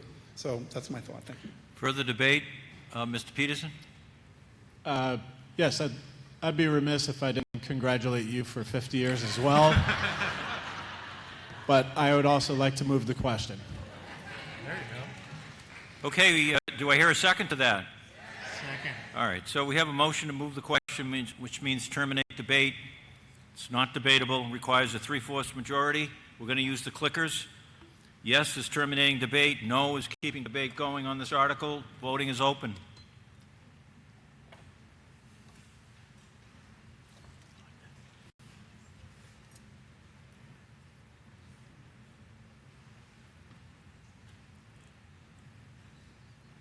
So we've been keeping why this is clicking off the seconds, we've been keeping the voting open 30 seconds. I think you'll be getting more used to these now. We can probably cut that down in the future to 20 seconds, but we just started with 30 at the beginning, so maybe the next meeting we go down to 20. Voting is closed. The yes vote on terminating debate is 176. The no vote is 16, so we're going to have a vote. And the motion before you on Article 56 is accept and adopt as printed with one change. Under the MRL, MRL1, and WR zoning districts in the table of use regulations, replacing the stricken dashes, it calls for those to be stricken on those 3 blocks, and replacing it with the letter S. That would keep it zoned the same way it is now. There would be no change in those districts. All those in favor of the motion as read, so say, well, we're going to do clickers because this is a 2/3 vote. Green is yes, red is no. The voting is open on that motion.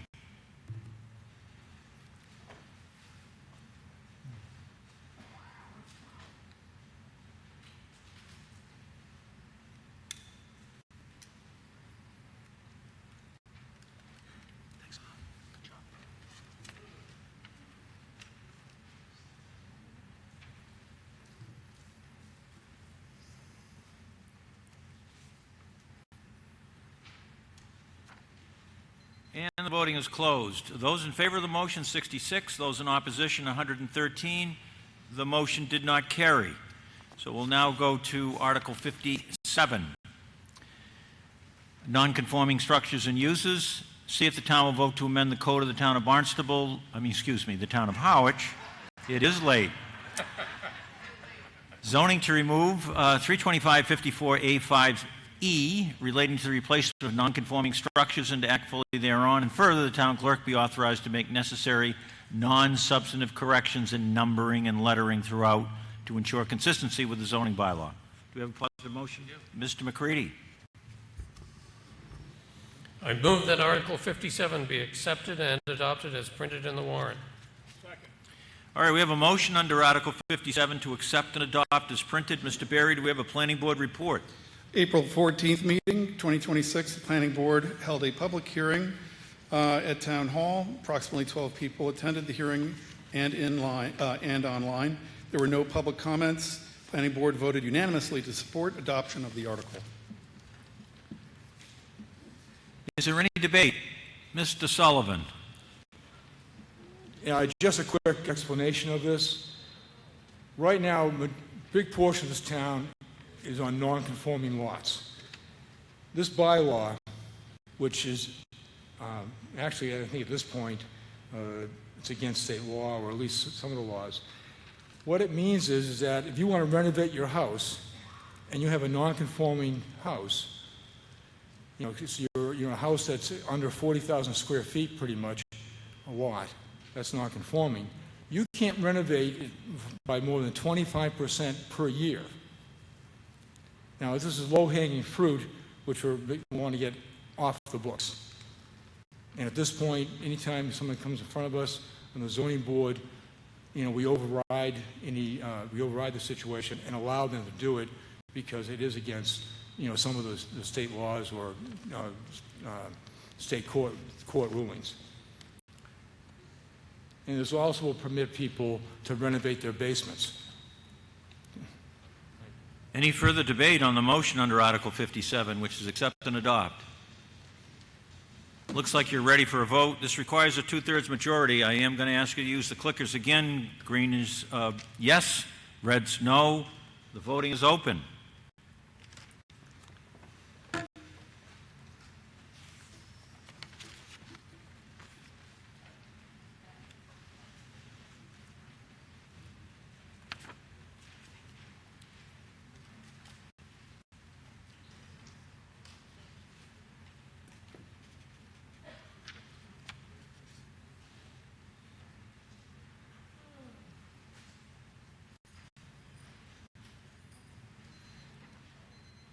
Voting is closed. Yes, 112, no, 9. It gets the necessary 2/3 majority and passes. Article 58, see if the town will vote to amend the code of the town of Harwich, zoning 32520, as it relates to stories for human use or occupation and to act fully thereon. Mr. McCready. I move that Article 58 be accepted and adopted as printed in the warrant. Motion's made and seconded under Article 58 to accept and adopt. Do we have a planning board report on this, Mr. Berry? I wish I could push play again. Yes. Same bat time, same bat channel. April 14th meeting, we agreed unanimously and endorsed Article 58. And so the planning board voted in favor of Article 58. Is there any further debate? Mr. Sullivan. I'm pretty sure this will be approved, but basically this relates back to the last problem of low-hanging fruit of articles which no longer make sense. This will allow you folks to basically build out your basements. Currently, the code says you can only occupy 2 floors in a house, and if you have a basement, it can't be renovated for occupancy. This is to solve that problem and eliminate this code. Thank you, Mr. Sullivan. Jackie Edston. Good evening. Evening. 50 feet in height and 4 stories is just very substantially high. And it's hard, I know it's very hard to envision what something like that looks like, but take any 2-story building in the downtown and envision that double the height of what it is. This is a substantial change in the character of the town, and I hope you don't vote for it. Thank you. Is there any further debate? Mr. Kroll. Just to clarify one thing that Mr. Sullivan said, I appear in front of the Board of Appeals quite often over the years, and just a caution about the statement that you can now build out your basement. Check with the building commissioner first, because we have a number of clients that get caught with putting a bedroom downstairs. Number one, it doesn't necessarily meet the building code for a second means of egress. So you can't just go out through your bulkhead. You have to have a second means of egress, like a walkout basement, as a means of safety for the folks that are sleeping down there, such as your children or your grandchildren.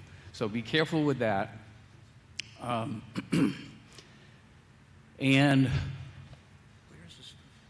we also want to be mindful of septic systems. If you create a bedroom in your basement and you have a 3-bedroom septic system and you have a 3-bedroom house and you just created a 4th bedroom in your basement, even if it has a second means of egress, be very careful, because now the Board of Health will be on you for having an inadequate septic system. So be very careful with those two issues. Thank you. Mr. Sullivan. Yeah, just to follow up, eliminating these codes, again, does not, as Attorney Kroll pointed out, means you can't, you still have to go in front of the building commissioner for a building permit and making sure that everything is satisfactory and that the health department signs off, conservation when needed signs off, etc. It doesn't end any of the regulatory processes of the town. Thank you, Mr. Sullivan. Any further debate? Yes. Yes. Ken Dixon. Yes, Mr. Dixon. 86 Captain Bierce Lane, speaking as an individual, not any board or committee that I might represent. Just want to clarify the statement made by someone just earlier about the 50-foot height, and it's out of line. Just so we know, that is our existing bylaw. That's not changing. So we already allow 50 feet or higher, level of 4 levels of human occupation. What we're doing is, we think and we hope, is improving for the consumer, so you on your home can now occupy more than 2 levels. That's all this bylaw change is doing. It's not affecting what hotels or motels look like. It's merely saying that you can now have more than 2 levels of your own home. That has to be all the conforming aspect of height and weight and everything else. But let's not confuse 50 feet. We're not changing that. That exists today for hotels and motels. Thank you. Thank you for that clarification, Mr. Dixon. So the only thing we're voting on is the language that's being stricken in that section. The other language that's there is not new. Any further debate? Looks like you're ready for a vote. We're going to use the clickers as 2/3 vote because it's zoning. Yes vote is green, no vote is red. Voting is open.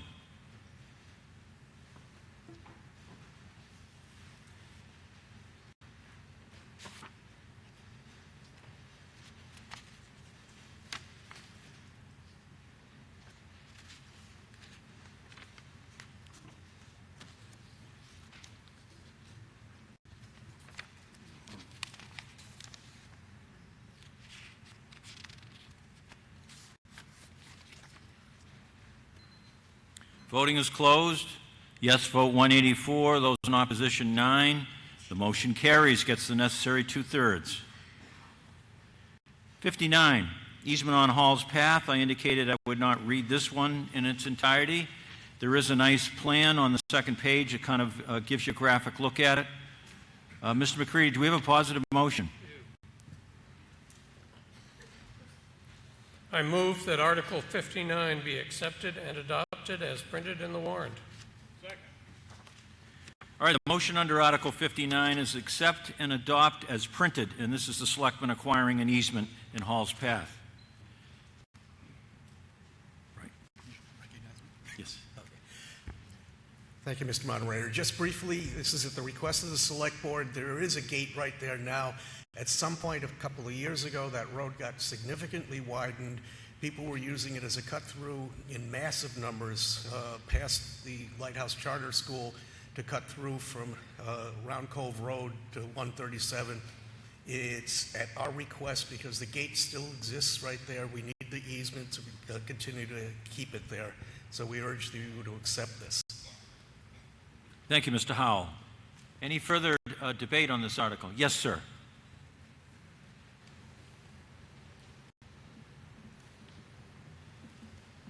My name is Dwayne Reynolds. I live on Hall's Path, and we need this to be passed.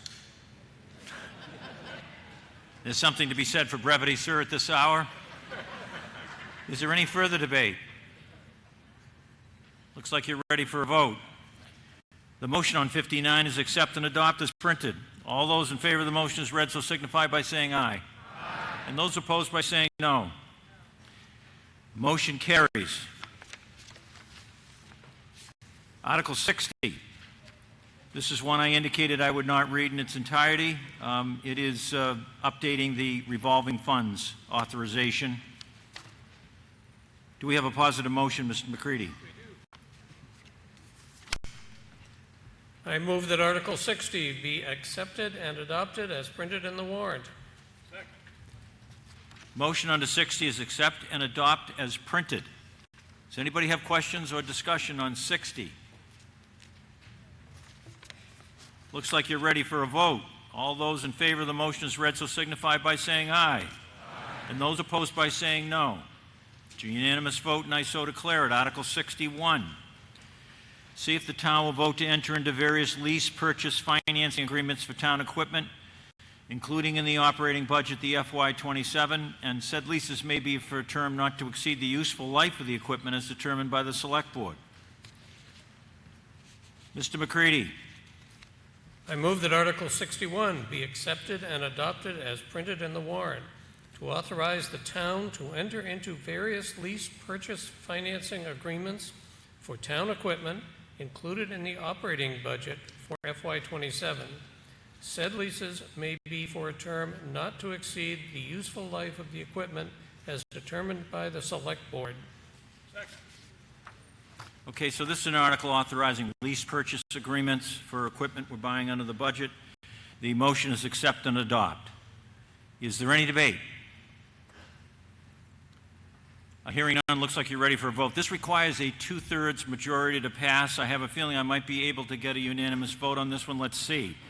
All those in favor of the motion as read so signify by saying aye. Aye. And those opposed by saying no. It's a unanimous vote, and I so declare it.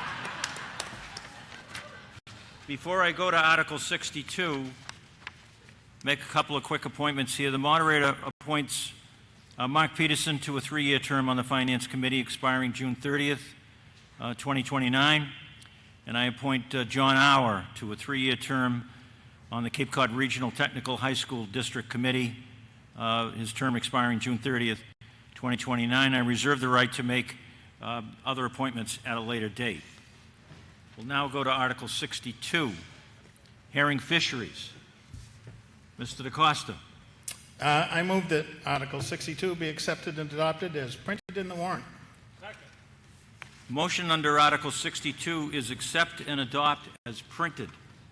We used to go to March Marion for a report on the health of the fishery. It's been in the news a lot this year. Mr. Houston, though, might have a report for us. Thank you, Mr. Moderator. You already stole my thunder. The main reason I get up is to remember Marge and all the years of her standing here and giving us an update. Didn't mean to cut your thunder. I was just trying to get us home. No, I'm the last person to get up here if we're all wanting to get home, but I promise to be brief. The big change is, after a couple of decades of moratorium, the taking of herring opened up again this year over at Johnson's Flume. And when they opened up the sale of the licenses down at the harbor master's office, there was a long line until all of the licenses were sold. And I think there's 2 more days, open days, left to be taken advantage of by those lucky license holders. That being said, I went over to check the automatic counter today. There's over 300,000 fish that have gone through Johnson's Flume And so our tradition seems strong. 300,000. 300,000 are already through. Okay. So thank you. Healthy run. Democracy and freedom. Mr. McManus, anything new to add? I'm trying to... I just wanted to thank the sponsors and the people who participated in the Harwich Herring Run, which was a fundraising event a couple weeks ago by the Kiwanis Club and the Monomoy Regional High School Key Club. It was a very successful event, and we're looking forward to doing it next year.